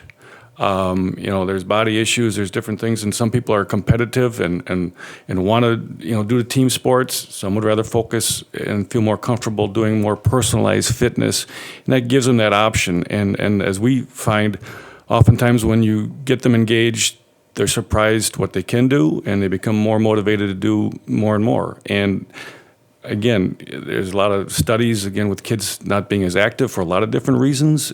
The more we can involve them, engage them, and give them options, I think the better off all our programs will be. I agree. We just did a little straw poll with election season coming out here, and throughout the day, I just kind of, all the classes, freshmen to sophomores, hey, if this were to happen, would you guys, and everybody, oh my gosh, we would love this, because some kids don't like PE, which is very crazy to us because, but if you could put them on a path where they're individualized and they can do PE 9 with the personal fitness stuff, they're like, oh my gosh, and we get credit for this? Yes, so they were all just like, and if this were to happen, when would this go? The North kids are just like, yes, let's do this. This is awesome. Like I said, it was a hypothetical today. It wasn't like, hey, this is going to happen. This is, hey, what if we did this? What would you guys think? And the show of hands for support was off the charts. So just getting away from the traditional PE 9 we do this, PE 10 we do this, lifetime we do this, and if we could just separate it and give the kids a choice of where they want to go, they were bright-eyed, bushy-tailed, and oh, this would be awesome. Could we do this now? One other thing, the last 3-4 years, I know at West, and I think throughout the district, but we've kind of evolved in freshman Phi Ed to, we meet 4 days a week on average, where we do 2 days of gameplay, whatever it might be, volleyball, whatever it might be, and then 2 days of personal fitness, which would be 1 day of a heart rate monitors and doing a cardio workout, and 1 day of a weight room or strength training workout. And that's where I really came around to this, because of those kids that don't like playing competitively for whatever reason. But when we did the personalized days of the cardio or the weight room, they really dug into it and really liked it. And that's where they kind of found the value in Phi Ed. They didn't necessarily always like the games for a lot of different reasons. And as the last couple of years, the more I saw that, I'm like, and this came up in the fall for us, or actually at the in the fall training, that a lot of the staff felt the same way, and that's what I've been seeing is that, and I think this is a great evolution of our program. Did you want to talk about aquatics? You can just segue right off mine. Mine is just, and as I was kind of asked to look at some of this information, that a lot of the lens that I looked through in my current role was as an athletic director, looking at our facilities and are we maximizing our offerings, and even just logistically, especially like Waukesha North, where our gym doesn't necessarily split in a way where different classes can run different things throughout the day. When we're locked into the current offerings we have, kids are kind of forced to be chunked into certain units at certain times through that, and it doesn't always work as well. And then you're using the pool for 2 weeks and trying to guess when the weather's going to be for that, and different things that are not based on kids, but based on constraints. And so I think what I like about this is that it will allow kids to explore different interests and will spread a little bit of that out. One thing that I think they were very conscious of in designing this was not spreading it too thin, because there's still the need to be able to fill offerings to offer choices to kids, and I think that there's a good balance in this plan with that, with what's been replaced and what will be added. And then some things that will be unique is curriculum offerings, still having some connections in the Phi Ed world and across the state with athletic directors and what schools are doing through their physical education programs. We're very fortunate in our area to have excellent facilities with pools, and we underuse them, in my opinion. Waukesha South might feel differently just based on how much they run in their pool generally, but during the day, it's such an important life skill, and it's something that I think kids have a lot of interest in. And you know, there are those kids that if they could swim all day, they would, and this gives them a chance to dive into it more, no pun intended. And even offer some skills like lifeguarding, and we have ads up all the time for local businesses that need our high schoolers to lifeguard, and a way to provide certification. Same with officiating, and I'm a huge believer that kids need some exposure to these options to understand that they can do something that's fun, explore a passion, and make money doing it throughout school, throughout college, even throughout their careers as a secondary income. We have a group of officials in the state that are aging and threatening us that they won't work unless we double their pay, and well, not double it, but increase their pay, because there's a huge demand and not enough people going into it for a variety of reasons. But if we can spark some interest, I think the officiating and that sense will draw some more interest from kids, and we've seen an increase at North, especially of kids that have been getting certified over the last couple of years to get into that field. So just from a couple of different lenses, I just think it's a great time to showcase what we have, meet kids' needs, and kind of break down some of the barriers that the programs have faced over the last couple of years. So, You know, you mentioned swimming. Do all students in high school take a certain amount of time in the pool? Yes, right now at North, Yes. they get 2 weeks of swim per semester. Yep, and that's it. So The whole high school career? technically it'd be 6 weeks. 2 for PE9, 2 for PE10, and 2 for lifetime. Huh. So 6 total weeks if you take those courses. Interesting. Very interesting. What if a student participates in a varsity sport? Is the half a credit then eliminated because they're in a varsity sport? Brian, you got that one? If they meet the requirements of during their junior or senior year, and they have a full schedule, typically a lot of our AP students won't have room for elective courses at that point. Then they have the option to exercise taking a varsity sport in place of their PE credit. Okay. So. And that's through the DPI as well. Yep. Pardon me? That's the DPI. Uh-huh. Mr. Baumgart. Yeah, just a couple of questions. First of all, I think the idea, the philosophy is very positive. We've often, and I know Todd is big on this too, the more options we can have, the better. I mean, for our kids. That's, you caught us on that one. You knew it. Anyway, I need you to refresh me, maybe Brian or Wendy, on the 1.5 credits over a 3-year period. How does that play? They have to take, they have 3 years in which they need to take 1.5 credits in Phi Ed, so you couldn't all get it in one. So it's a half a credit a year is what Half. they basically are doing? And is a half a credit, is that just one semester? Correct. So they got one semester of Phi Ed every first 3 years. Well, I Correct. suppose you could take a 4th year if you, yeah. Right. Okay, the other question I was going to get to was totally different now. When you, I forgot, I'm sorry, I don't remember. Justin? Yes.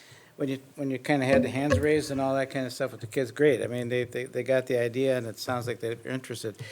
Do we have any kind of a feel at this point? I know this was a very simple straw pool, but do half of the kids want to go into the fitness side and half of them into the game side? Or That we didn't any break idea down. what would happen? No, just from watching the kids the last 4 years, it's probably half and half. And in fact, like if we offer it to a lot of the kids to take all these classes if they can. Oh, they spread it out over Yeah, the 3 years? They yeah, would do the bumping back and forth kind of a thing? Yes, we'd have guys and girls. I don't know if you can see the plan up there. They would maximize as much FIAD time as they could get. So they would take trends, they would take strength, SAQ, and they would go through the gauntlet because I don't know. I feel we have a really strong department and kids like to be there. And From a scheduling standpoint, and I think that That's my next question. that might be what the question is, like for a physical education 9, the way we staff it is responsive to what the student requests are, and so it wouldn't need to be balanced to have the same number of kids taking the personalized fitness versus the field and court focus, because we would just offer the number of sections based on the number of requests, and then. So staff-wise, you're capable of handling this kind of an arrangement? That was one of my questions. Thank you. Yes, because when the PE9 itself, for example, if there would be normally 10 sections of PE9 running in a given year, it might be 8 sections and 2 sections, or 7 and 3. The students are still taking PE9, so the same amount of students would be taking the course. So therefore, if it was 5 and 5, then we would staff it appropriately. And the staff could handle either kind of, because you've been doing it anyway. Yeah. One quick aside with the 3 semesters, I know we've had kids that take more than that and they audit, they'll take almost every semester, whether it takes strength already and they'll take strength 2, even though they don't need the credit because that's what they're into, what they want to do. Yeah. It beats study hall, right? Thanks. Thank you. I'm just glad you guys are here because in all of my years here, which is only 6, but I don't think I've ever seen you guys. So thank you for coming. We offer a lot of choices in our other electives and our other classes. So it just makes sense to offer it to them. And 2 more things. If I go to the gym, I see people working out with weights and such the wrong way so often. And my boys are in football. In the summer, they were lifting weights, and the staff were teaching them how to lift the weights. And it was encouraging because, we don't want them to get hurt, and that muscle's going to protect the bone, and you're teaching them that when they're young. So thank you. And I have one question. Bill touched on it, and Brian. So when someone when a student is in a sport, I also so I thought that if they're in the health academy, they don't have to take FIAD, but if they're in the engineering academy, they do, and then the sports The other way around. part comes in. It is. Can you just explain that one more time for me? I believe, and I don't work as directly with South, but if you're in a charter school, you have some flexibility in your graduation requirements. That's correct. That's correct. So You're right on, yeah. that would be the explanation for the difference at the engineering academy. Is that And that subject is currently being reviewed by us. So there's not an answer. Huh? You're right. It's written in as part of the charter for the school, and so the charter board is reviewing that particular piece from That's what correct. my understanding, but I'm just very on the periphery of that piece. We've eliminated it for engineering way back when, and there's open discussions taking place right now in the Health Academy as to what we're going to do. Part of it is that they already get a lot of health. That's another requirement. So now we're discussing the other part of it, but we're not ready to answer it one way or another yet. But then for sports, if they're in, is it 2 sports a year that counts as their FIAD, or what is that sports piece, please? that's separate between the engineering academy as a charter school, having their own requirements, which I'm not as aware of because I don't monitor the charter school, but from a traditional high school student, so the majority of our 3,500 high school students, aside from those 200 or 300 in that program, the other 3,000 plus would take their PE9, take their PE10, and then their junior or senior year would have the ability to replace their FIAD by participating in a varsity sport. It's one sport. Correct. They would have to successfully complete a season during that school year and not have open study halls all day and then take that. So they're still required to fill their academic schedule at that point. Are all of these courses that you had up there offered every year at the same time? So they're available to students? They're the ones that are in the orange on this, well, if it was up there. The orange ones are currently on the books and already being offered and running. And so each building might have a slightly different answer to that depending on the sectioning. Okay. But yes, they are available and yes, they are running. They're current classes that are running. At the same time, all these are running? They're offered. Wow. Get us a copy of that, not now, but maybe put it in our packet this week. Sure, we will do that. Okay. Can I just add, I think this is, If you know, Google, they could share been a this. long time coming. Yes. I think the innovation in this program is wonderful. When we have a situation where our children today, the life expectation is actually beginning to decline, that's not a good situation. Right. So I've had a number of conversations with Wendy, and I won't bug her now, about 20 minutes of aerobic movement every day, K through 12, I think would be, well, we know that would certainly help achievement, but she needs some more people to do that. Whole lot of But I think staff. if we act creatively, we can look at some of this innovation in PE and get those. Sounds like recess. It You does know, sound like get recess. some things going like this. I think this is going to be wonderful for our high school students, and hopefully some of that can now trickle down to middle school and then elementary school. Well, Todd, what about recess? You know, that used to be a great time for kids to go outside and be active, and I'm not so sure that it's going on in all schools Well, anymore. I think that may be one area that we work with Wendy and her team and see if there's some things we can do to get kids out moving in that particular area. The problem is oftentimes in winter, the gymnasium becomes the cafeteria, Right. and that limits some of what we can do. That's right. Staffing are some issues, but I think if there's some things that we could do that, and then potentially would free up a little bit more prep time for, say, our elementary regular ed teachers, you know, I think we could get a win-win out of this. But it's going to take some innovation like you see here to make that happen. But we do have some schools that do not have recess anymore. Is that not true? I believe there's recess, at least one or two Well, at every lunch school. hour, Yeah, if they yeah, get out, yeah, you know, yeah. if they eat fast Well, and get out, but. Right, A lot of them right, have but one I for think- lunch. Yeah. Pardon me? A lot of them, the elementary schools have one recess for lunch. They used to have more, and the time went other places. Yeah. But they don't have recess like they used to, like at Right, 10:30 or right. 2:30. But I think if we were able to maybe replace some of that with some structured PE activities at that level where kids are moving, and I'm aware actually there are some charter schools around the U.S. that are based on physical activity once or twice per day, and so it certainly does help, and I think that. Like I said, I think if we apply some of the same innovation to the K through 8 sections, we could possibly. Well, I get just there, so. personally have a problem that they don't have, you know, just recess every day like they used to, because some of the kids eat slowly at lunchtime, and then in the wintertime, they have to go and put all these clothes on, and by the time they get outside, you know what happens? The bell rings, and they don't get recess. So it's really a concern that they're not Better check your active during the agenda. day. What?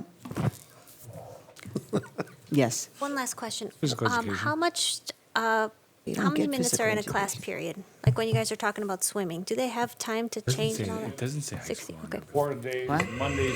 60 minutes, and Mondays is 45 minutes roughly. Really, okay. Thank you. Well, thank you very much, and Wendy, I'm hoping that you can reinstate recess in our elementary schools. Thank you so much We all for like the time and recess. the questions. Again, if you have any additional questions, don't hesitate to email, stop by, or call. That's good, thank you. Thank you. Thank you. Should have recess. Recess. You have furniture yet, Dan? I do. Oh, good.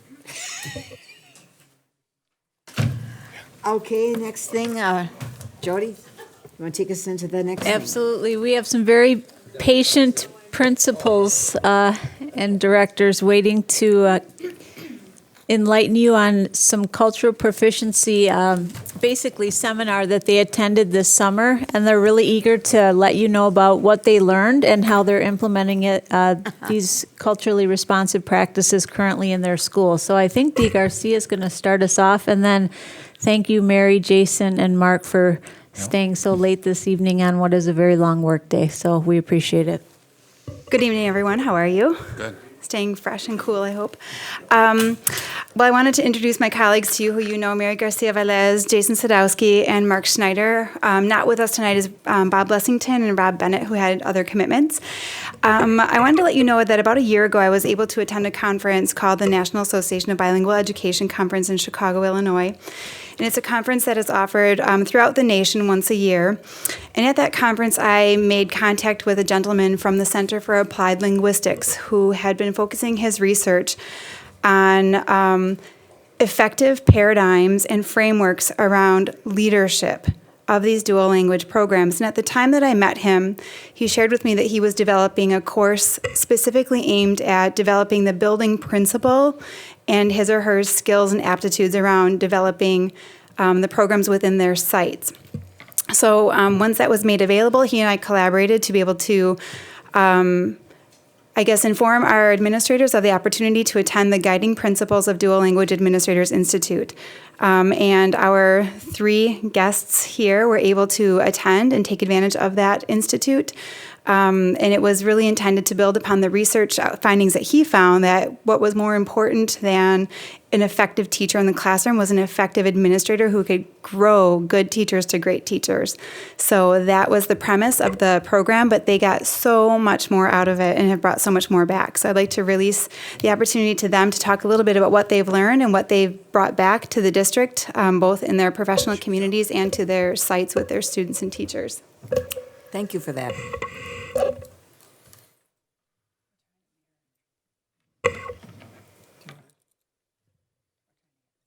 We're just trying to get this up. For some reason, it's not working. Click here. God. Yep. Love technology. No, Go get in there. on every meeting.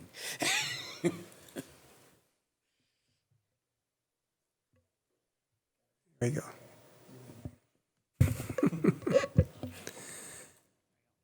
So this was a real eye-opener for us. When we first walked in, we were, for the first time at any conference I've ever been to, I was a minority. White, male, and it started off with an uncomfortable feeling, which really kind of made us to really look at how some of our students feel. And after going through the session, it wasn't just that I was white and a male. There was more aspects to that that I learned that has to do with more about backgrounds. It's socioeconomic pieces, just what all of us individuals come to, biases that come to us. Mark and I, we're sitting next to each other, both bald. What biases are coming to us just because we have a lack of hair kind of aspect. So just a variety of different things that each individual student comes to us with. So we did an activity during that session. We did many activities during those 3 days, but one really hit home for all 5 of us, that we right off the bat said we have to bring this to our leadership team. And so we put forth to request that we do it with our ILT, and we did this about a month ago. And so that's kind of what we're going to be sharing with you today. And it's really about cultural proficiency practices. And if you see that slide right underneath cultural proficiency, it's not just about culture, ethnicity. There's a whole gamut around it. And those are things that we're going to be talking about. One of the things to really understand is we throw out different terms over the past 5-10 years. And what we really emphasize is wrapping these all together to kind of emphasize that whether it's cultural responsiveness, cultural proficiency, culturally competent, we're all meaning the same thing. Just different adjectives or different verbs in the situation, but they all are going to be wrapped around identifying the same purpose. Like Jason mentioned, there's a lot of things that are encompassed by cultural proficiency. So a lot of this practice is reflection, reflecting on what your definition of cultural proficiency is, what you feel being culturally proficient is, and what you think about when you hear those words. Like Jason mentioned, it covers a whole gamut. It covers socioeconomic status, ethnicity, background. Our two colleagues that aren't here with us today are very tall. It's things that are very obvious right away are that we're bald. All kinds of things that encompass what an individual is. And what cultural proficiency does is it gives us a dialogue to start with, to reflect on our practices, to reflect on our thoughts, our biases, so that we can become more proactive in addressing those things. So out of this, we were given a continuum of different places of where you can be on being cultural proficient.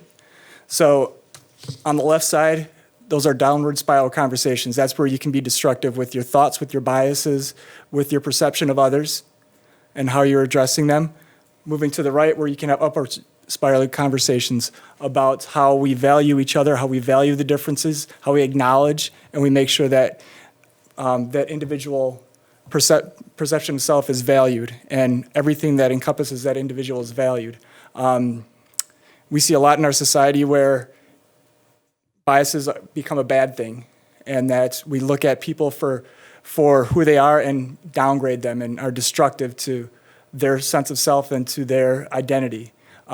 This gives us a conversation piece to how we can make those differences a value plus, a value add, and how we can make sure that individuals are perceived as having something to bring to the table.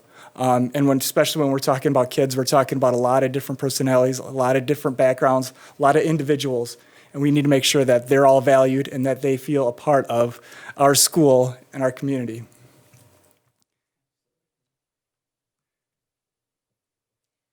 So how is cultural proficiency defined?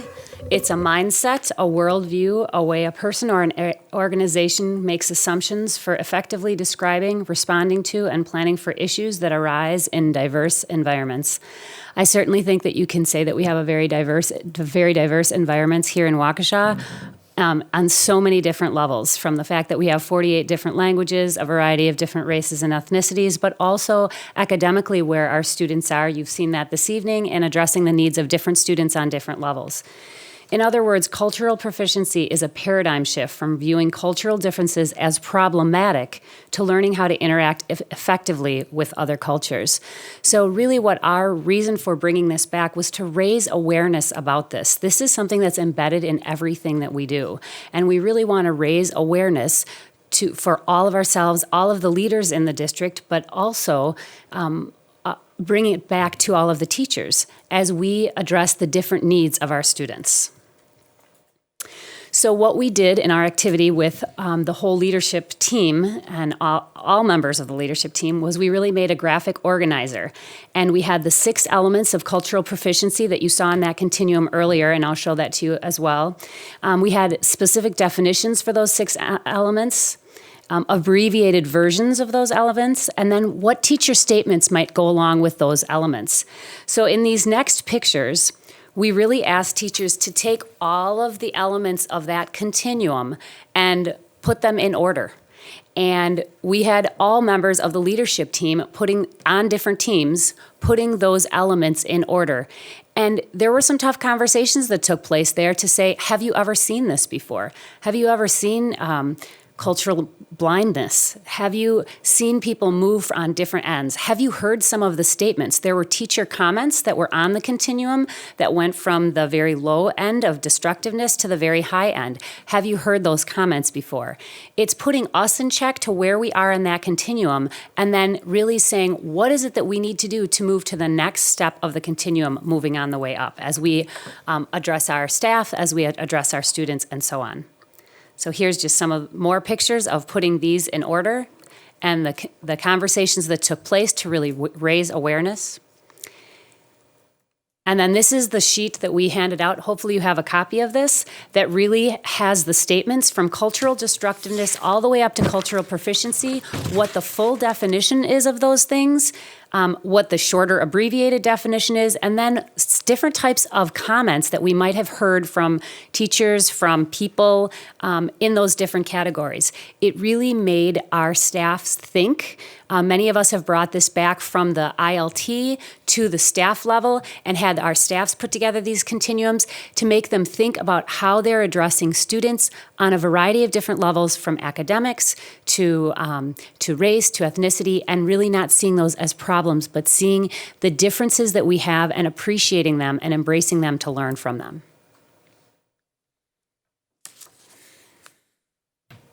So I don't know if anyone has any questions.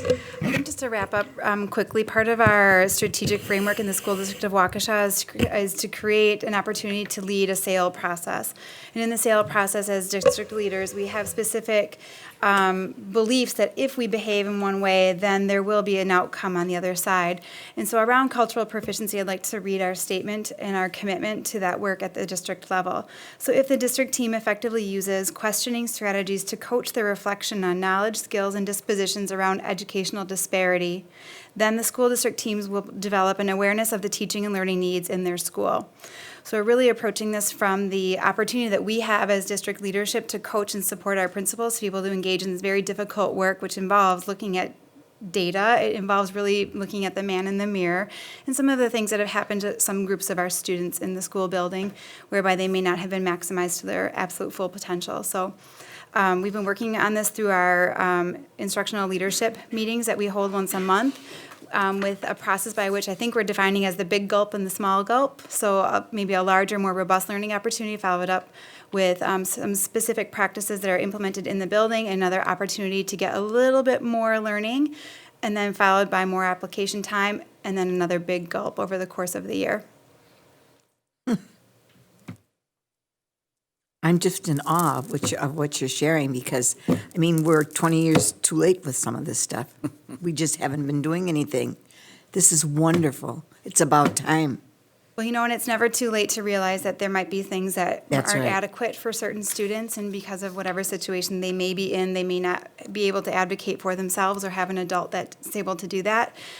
So we're really just trying to address some of our blind spots. In addition to the impact it's had on our leaders and the impact that they've had on their colleagues, we are bringing Dr. Medina here to the School District of Waukesha next summer for a 2-day Reboot Institute for those that were not able to go out to DC to have that experience here. I hope you'll invite us. That would For be sure. wonderful if we could participate. Ms. Ranachek. Thank you. Are these comments on here, where did you get these again? We got this. These were part of the continuum that was given to us. I know. Not comments that are made by teachers here. May have been, but they came from outside. They actually come from, if you've heard of AVID, it's part of the AVID training. That's where it's derived from. Just a comment, reflecting back to our need for more work in computer science field and stuff like that. Same thing. We need to promote this and promulgate it throughout the district, just as badly as we need to increase our work on That's computer right. science. So I applaud you on bringing us back and getting the rest of part of the team involved in it. So. We should Wouldn't it be also wonderful? mention, all of our principals sitting here today decided to do this because of their own need and volition. We did not send them, and we did not make them or require them to go. They all decided that this was a priority for them and wanted to have a common experience. So that's quite powerful, I think, especially because it may not have been a place of real comfort for some of them. And it's definitely a place of need, and it's been absolutely transformational in terms of their leadership this year. And our district has transformed over the last 25, 30 years, and we need to address this because we've got, the variety of backgrounds, as you mentioned, and this is just awesome. Wouldn't it be wonderful if we could train the whole community? That's what we're trying to do. Yeah. With the kids. Well, if the kids learn it, then they can take it home and, share it with their families, but this is absolutely outstanding. Could you give us some of those, things that you had up on the screen tonight in our packet? Because that's got a lot of valuable information. Are you referring to? Are you talking about this form Yeah, right whatever you had up there tonight. This we have, but the other things, the other things that you had up there, I would appreciate it if you could include it in the packet Friday. It's a lot of, a wealth of information. So can you give me any feedback as to how is it going so far? For those of you who attended. So I can speak at Butler so far. So we ran this at the very beginning we did this activity at the very beginning of the year in August. And right from that, I had teachers that came up to me wanting to do a book study. They're looking at one of the Ruby Payne books. I don't recall the name offhand. But so we're looking at doing a collegial study off of that. And this really guides us right into our theory. It's part of our theory of action as well. So we're also dripping other pieces. So we're throughout the course of the year, just on Thursday and part of our OTLs on Mondays, we've been doing pathways to proficiency. Just what do cultural proficiency and what do those kind of practices look like? So just doing a little bit at a time, validating some of the stuff that our staff currently does, as well as teaching them new additional things. Are there student activities that are part of this effort also? I wouldn't say they're not. Right, currently we're just directing towards staff, and the main thing, and if you look at one of the quotes up there, which I think is extremely powerful, is I believe it's under cultural competence. This is something that that I hear I start to hear pretty often is a student make a derogatory remark and the teacher would make it into a teachable moment. What's even better is we're starting to hear students correcting each other and making a teachable moment with their peers. So that's the exciting piece of it. Yes, so when we, I would think so. as the teachers and staff make these teachable moments, the students actually gravitate to that and actually take it upon themselves to make those corrections. And this even forms into, the bullying piece. And there's more layers to this, as we kind of talk about it. So it's an introduction piece, it's an introduction to the whole concept that filters into many different aspects of what we're doing.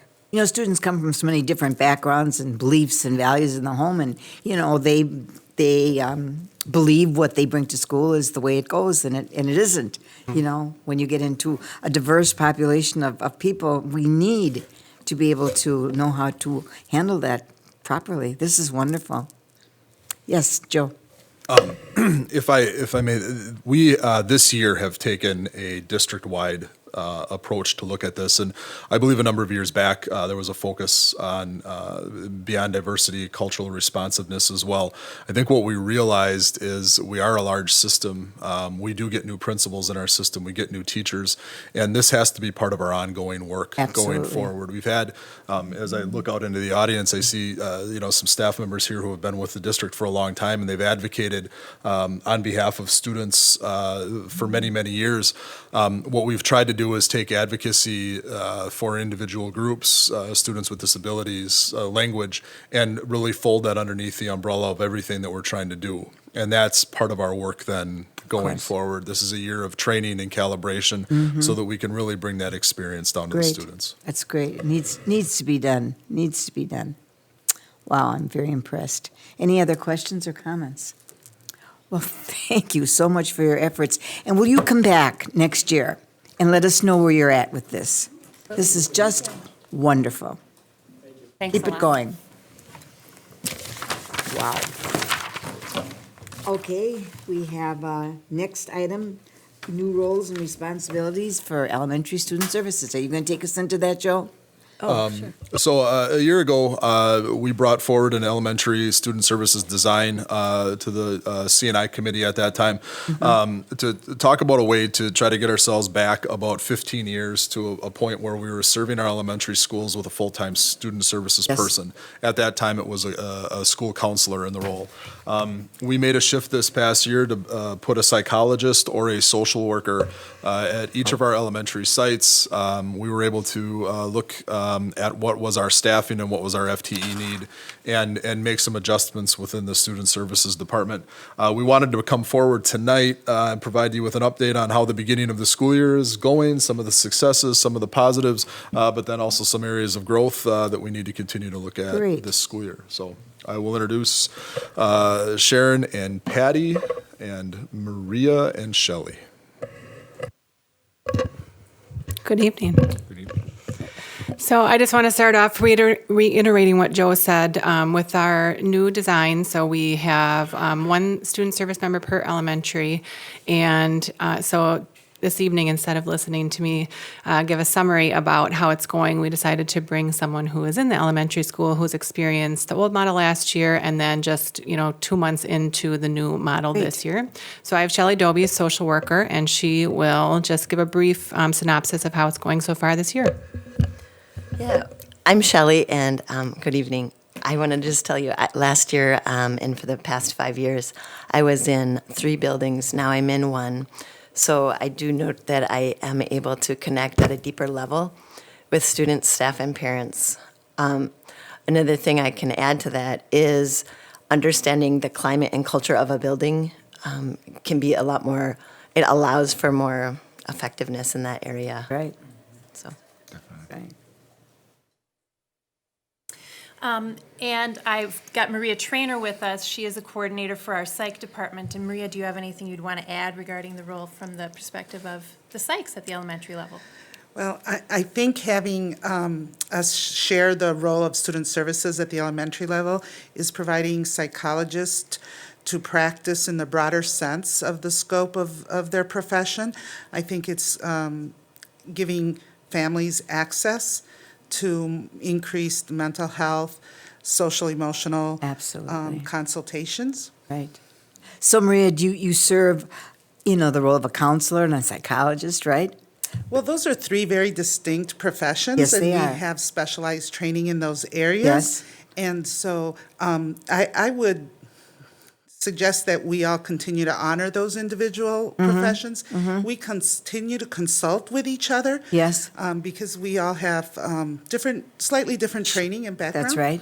So we need those added layers of perception and problem-solving skills that they bring. Do kids come to see you when they need somebody to speak with or have a problem? Well, first of all, I want to clarify, right now, I am at the high school as well Okay. as district-wide bilingual, as well as coordinator and servicing Banting Elementary School. So my role, I'm really representing our elementary psychs here Okay. tonight. And I venture to say from the information they've shared with me, they are in constant contact with students. Really? That's Yes. wonderful. A high increase. And one psychologist in particular mentioned that families are coming in without the need of appointment or anything because they know she's Wonderful.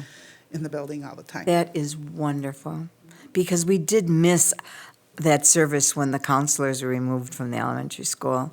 And I know psychologists and social workers were not there on a regular basis, but now there's somebody in the building all the time, right?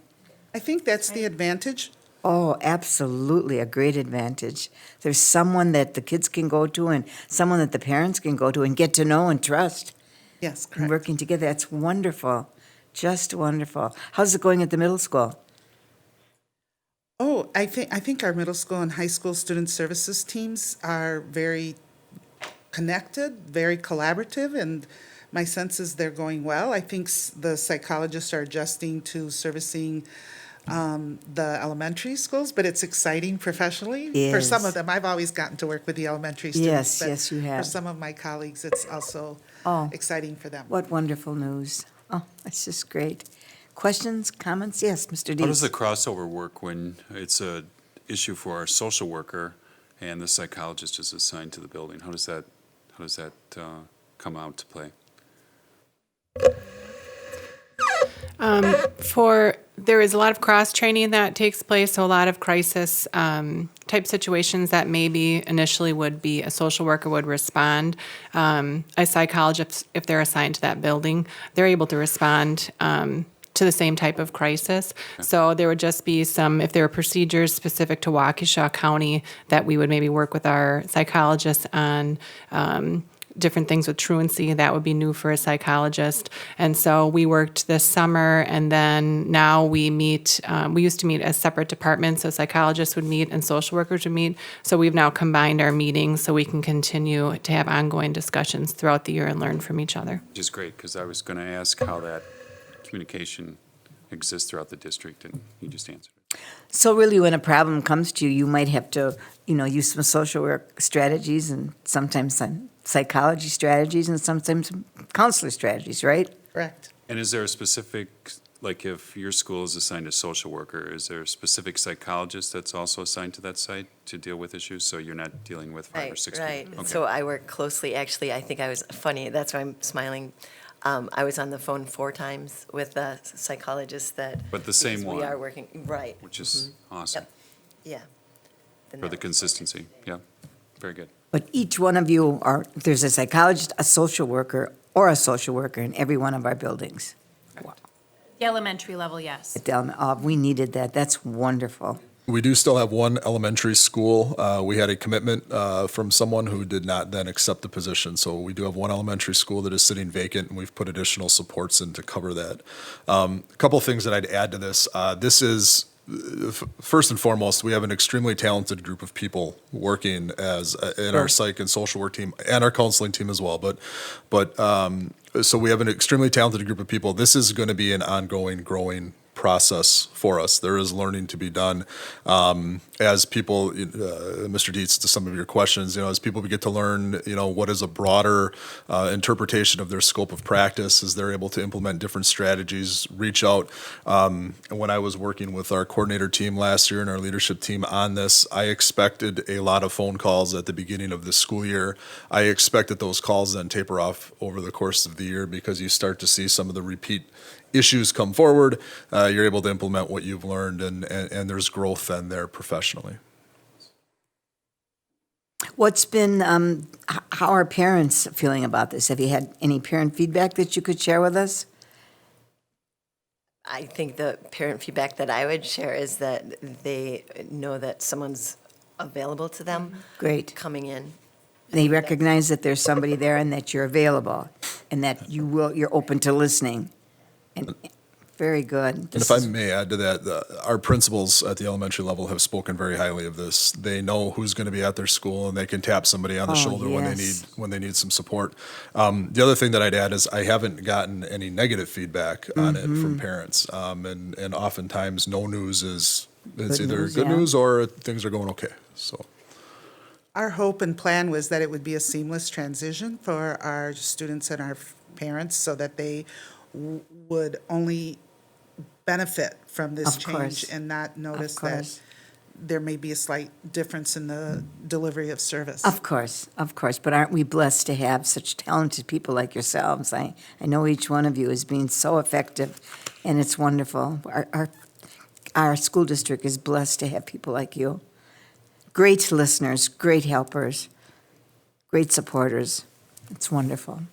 I think the benefit too would be for teachers to know that there's a consistent person within the building, or any staff member to have access to. So I could see several advantages with the model that you've implemented this year for staff as well. Do staff seek you out too? Oh, yes. Oh, yes, wonderful. Yes. Thank you for mentioning that. Student services staff provide services to all levels of employees in the district. Sure, wonderful. Well, thank you. Any other questions or comments? Wow, are we moving in the right direction? I'm thrilled to hear that. Thank you. Sure. Very good. Thank you for waiting, being so patient this evening. We have one more item, and it's student achievement update from Blair Elementary School. All right, so they have patiently been waiting I for know 2 they hours and have. 15 minutes I know to they give you have. a wonderful update as they come in. So Melissa Yao is our director of elementary, but she also is the SAIL coach for this elementary team, and so she's going to start us off and introduce Ida, who is the Blair principal, who has some guests with her this evening that really want to highlight some of their SAIL framework. Come on in. Some of their SAIL framework, again, processes and how it's maximized some really strategic growth opportunities at Blair. So Wonderful. Oh, thank you for so being much. patient with us. Oh my goodness. Crazy. What you're going to be seeing in the data that's presented tonight in the celebration for Blair. They are here tonight. Dedication. 8:15 to present to the board, and they even have conferences tomorrow night. So this is just an example of the team from Blair. And I'm going to let them take it away because we don't. We're not worthy. We're not worthy. Yes, Jody, yes. Obviously, thank you all. Thank so you good all. to see you. Oh, how wonderful that you waited. Well, Take it away. Well, thank you very much. We're just getting our presentation set. Hopefully, this was the best for last, at least That's from a morale standpoint. But today, I just wanted to frame out what you're going to be hearing today. And I'm not sure, I think it's supposed to be up there. Are these all teachers from Blair? Yes, Wow. this is our SAIL team minus maybe two teachers or representatives from the staff. And and they teach different grade levels. Yes, and I'll get a chance. Each of them are going to present a very short Great. piece of the work that we're doing. Wonderful. So today I wanted to frame out what I would like to take away from the presentation, to share Blair's theory of action and SAIL team processes. Why? To update all stakeholders on Blair's student growth and highlight Blair's recognition. How? Staff will share instructional practices connected to our theory of action and our collaborative practices. And then our success criteria, we hope that the Board of Education will have a better understanding of Blair's identity and our journey towards closing the opportunity gap. So we wanted to start this brief video is actually was submitted for the Apple Distinguished application and gives you a little bit of our 5 practices. So.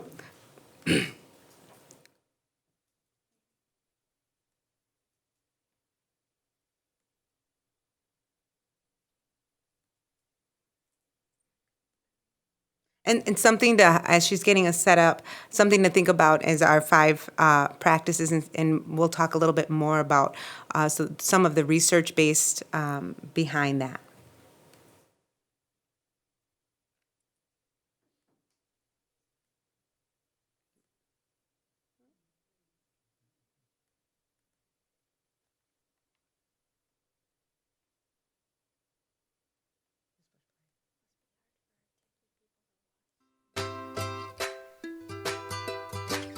The scholars at Blair Elementary define diversity.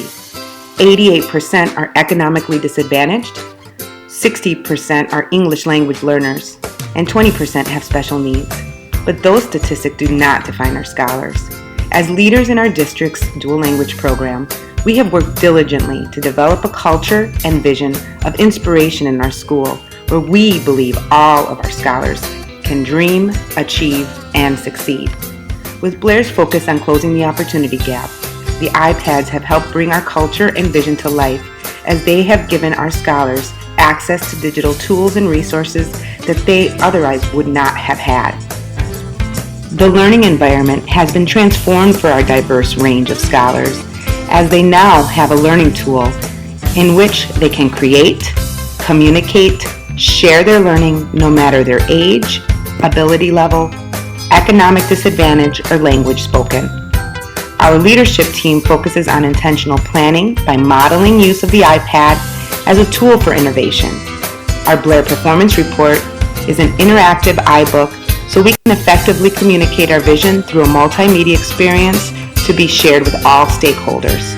The ability to use digital tools like FaceTime to reach out to the greater community and connect with global networks allow us to incorporate service learning projects into our scholars' learning experiences. We are committed to developing in our scholars the leadership skills that they will need to be successful in the global world that they represent.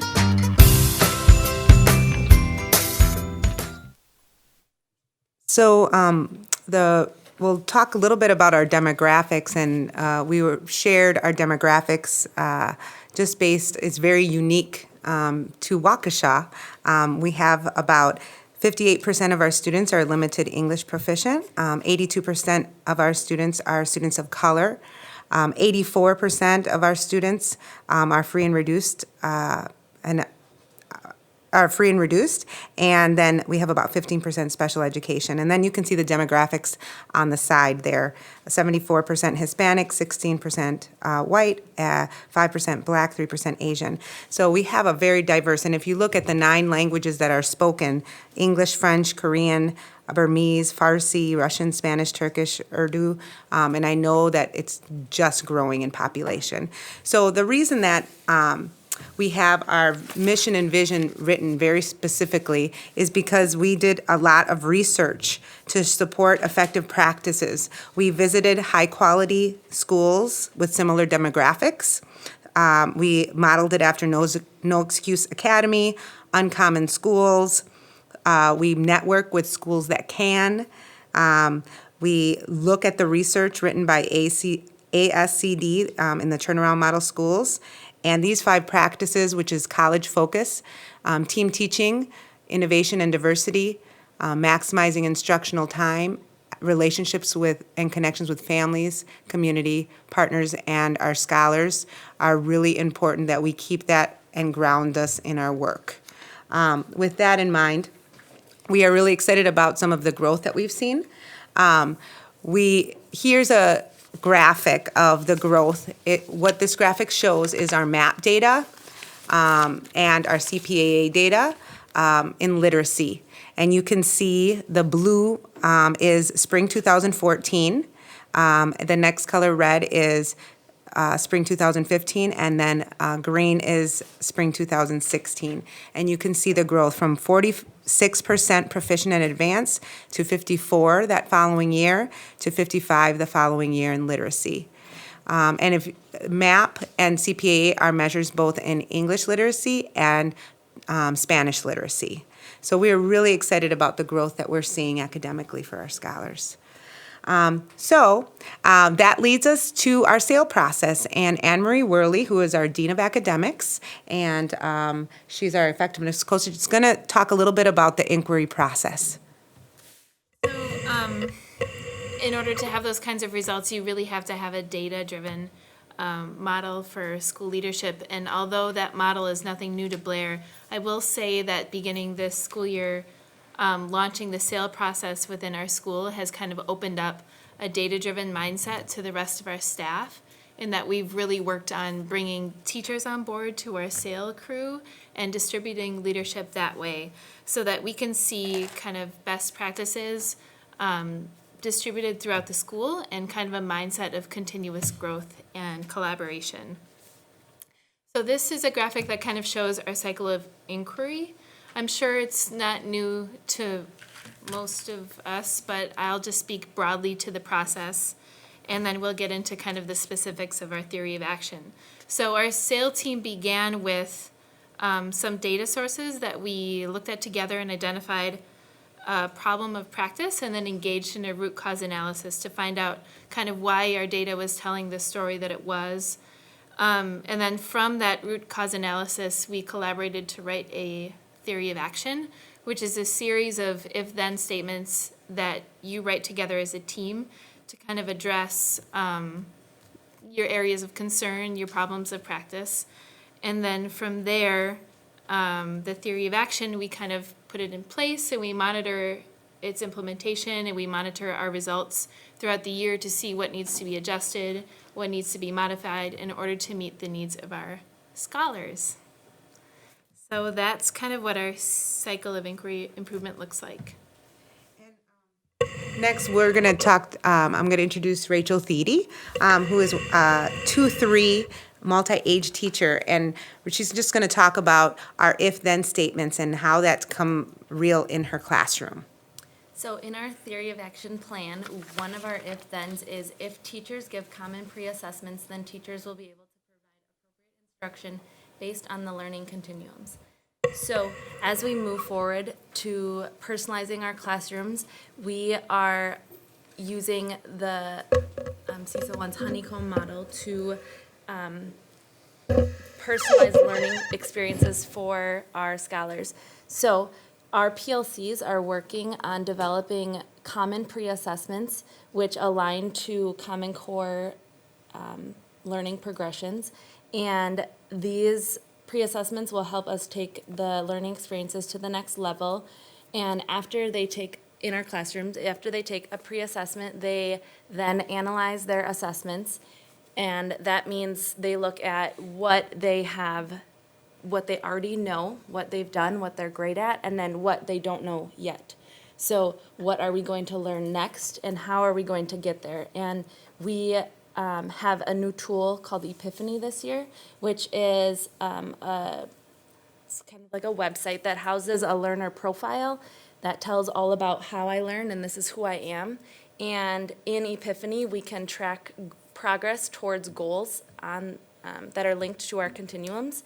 So then in Epiphany, scholars track how am I going to access the information I need to learn in my next step, how am I going to engage with that content, and then how am I going to express and show that I have learned these things.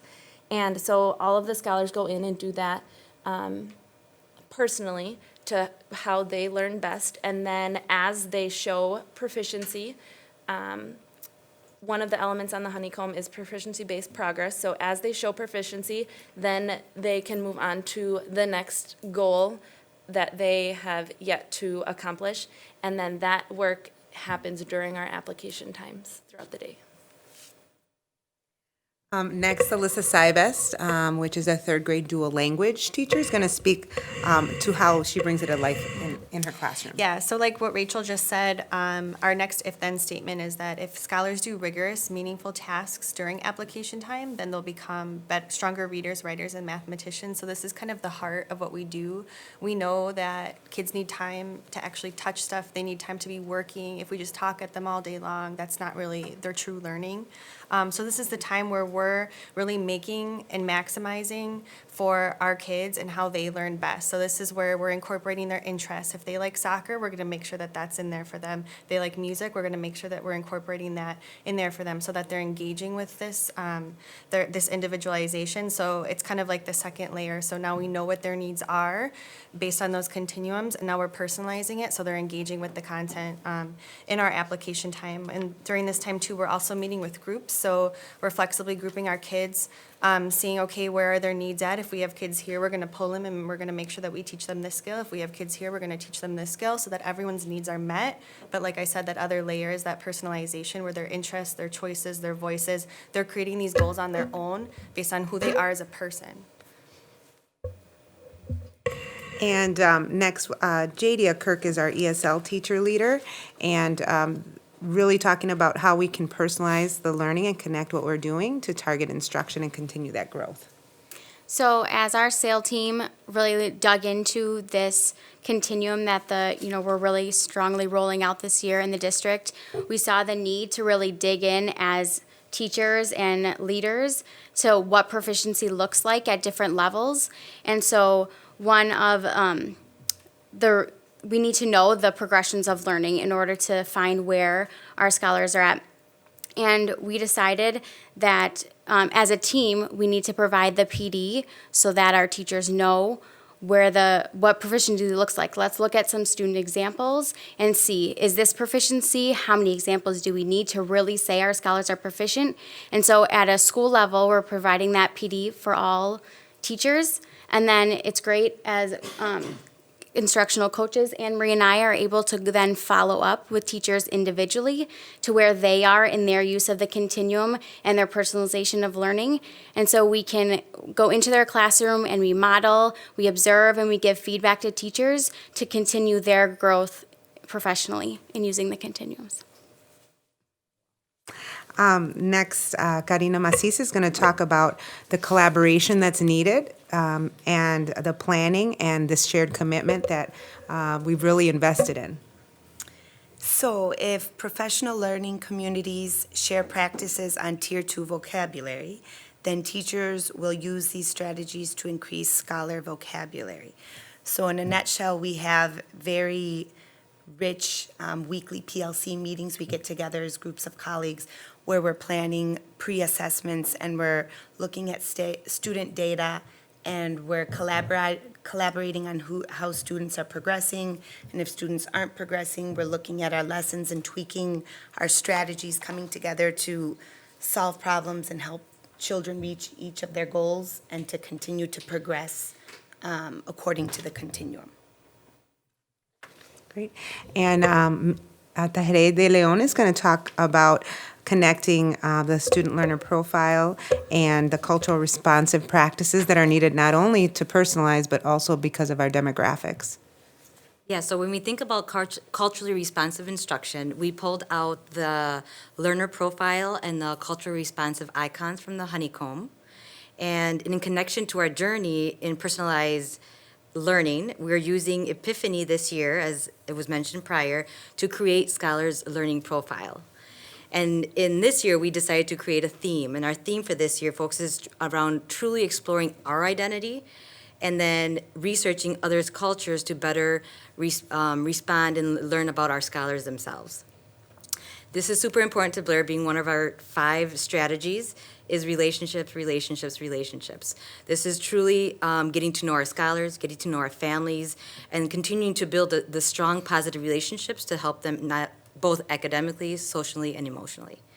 And then lastly, we bring the culture responsive practices and professional development to our teachers, and we've reached out to Urban Center of Teaching, Teach Like a Champion with Doug Lamoff, Schools That Can Network, and then continuing to embed that in our professional development to our teachers to build our community and culture. So you can see, I'm going to be passing it over to Barbara Sanchez, who's our Title I teacher, that it really, the work that we're doing and the growth that we're making is really due to high-quality staff. And we're very, very fortunate to have the high-quality staff that we have at our buildings. So Barbara Sanchez is just going to briefly go over some highlights and recognitions. You're going to right now get we were very fortunate, Teresa Schuster, who is now our PR person, put together a nice pamphlet for us to describe our schools and some recognitions. And go ahead, Barbara, take it away. As you can imagine, you've heard some of the great work that's going on at Blair, and this work can't be done without fantastic people. And those people are being recognized even above and beyond Blair. And you can see that Laura Bush, our technology integrator, is a PBS digital innovator. She's really out there and has been doing wonderful things at Blair. And we truly are becoming the technology innovators because of the work that she's been doing. We have Omar Masis, who's one of our K-5 dual language teachers, who is the Herb Cole Fellowship Award this last year. He was nominated and won that award. Pretty impressive about the teaching that he's doing with our dual language. And some of the other people you're about to hear are actually members who are right here at our table. Karina Masis herself, as a first grade dual language teacher, is the WIABE Bilingual Bicultural Educator of the Year. Pretty impressive. Alyssa Seibest is a third grade dual language teacher, and she has been nominated for the Personalized Learning Trailblazer Award, along with Rachel Thede, who's here as well, second, third grade teacher, also nominated for this Personalized Learning Trailblazer Award. In our leadership roles, Tahiré de Leon, our Dean of Students, is a national nomination for the Life Changer of the Year Award. And our principal, Ida Cruz-Farron, is a statewide finalist for Wisconsin Outstanding Leadership Award. Again, the things that are going on at Blair couldn't be happening without the outstanding staff members that we have.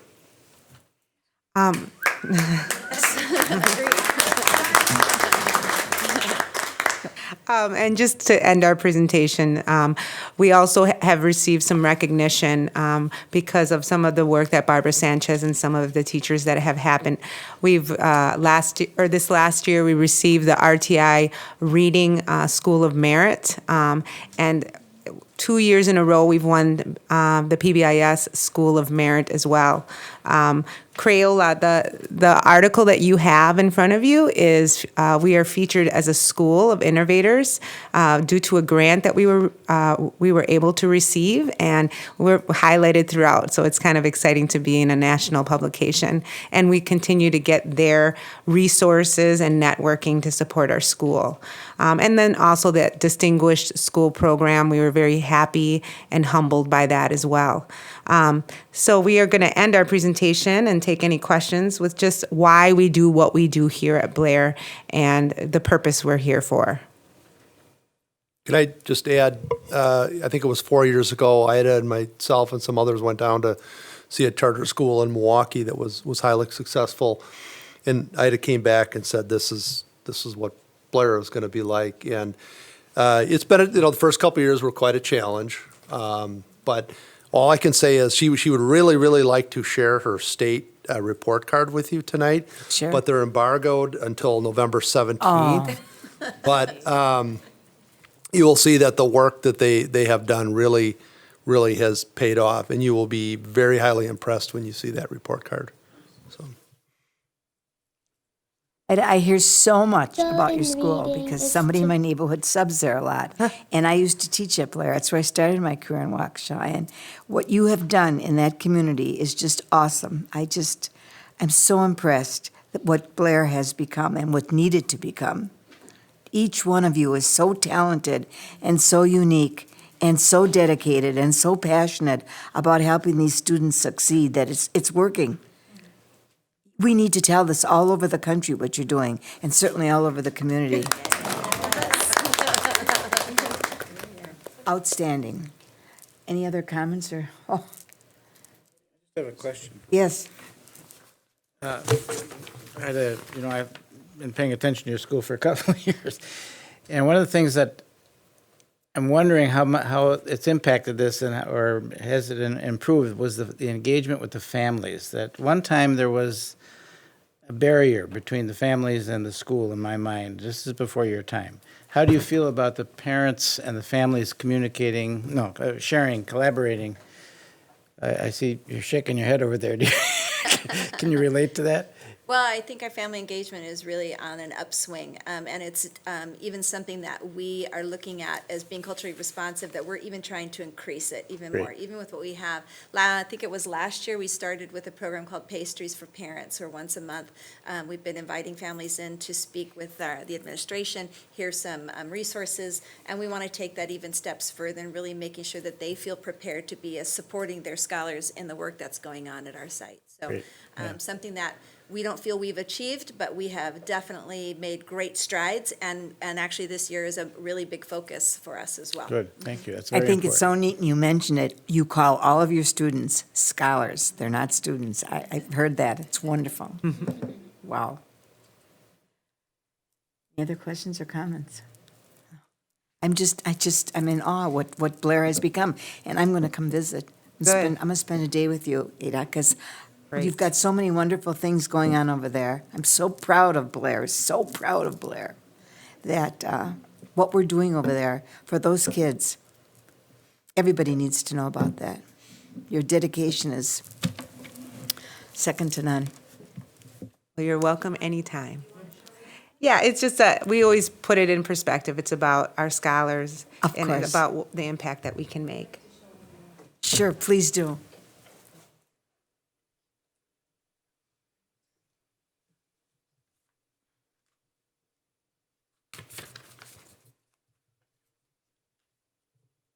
My goal in reading is to become a better reader.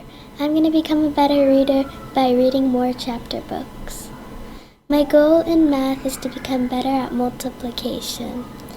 I want to go to college at Carroll. My goal for the future is to become a doctor. So that just puts it in perspective. Thank you. Thank you, so each much. and every one of you, for what you're doing. Wow.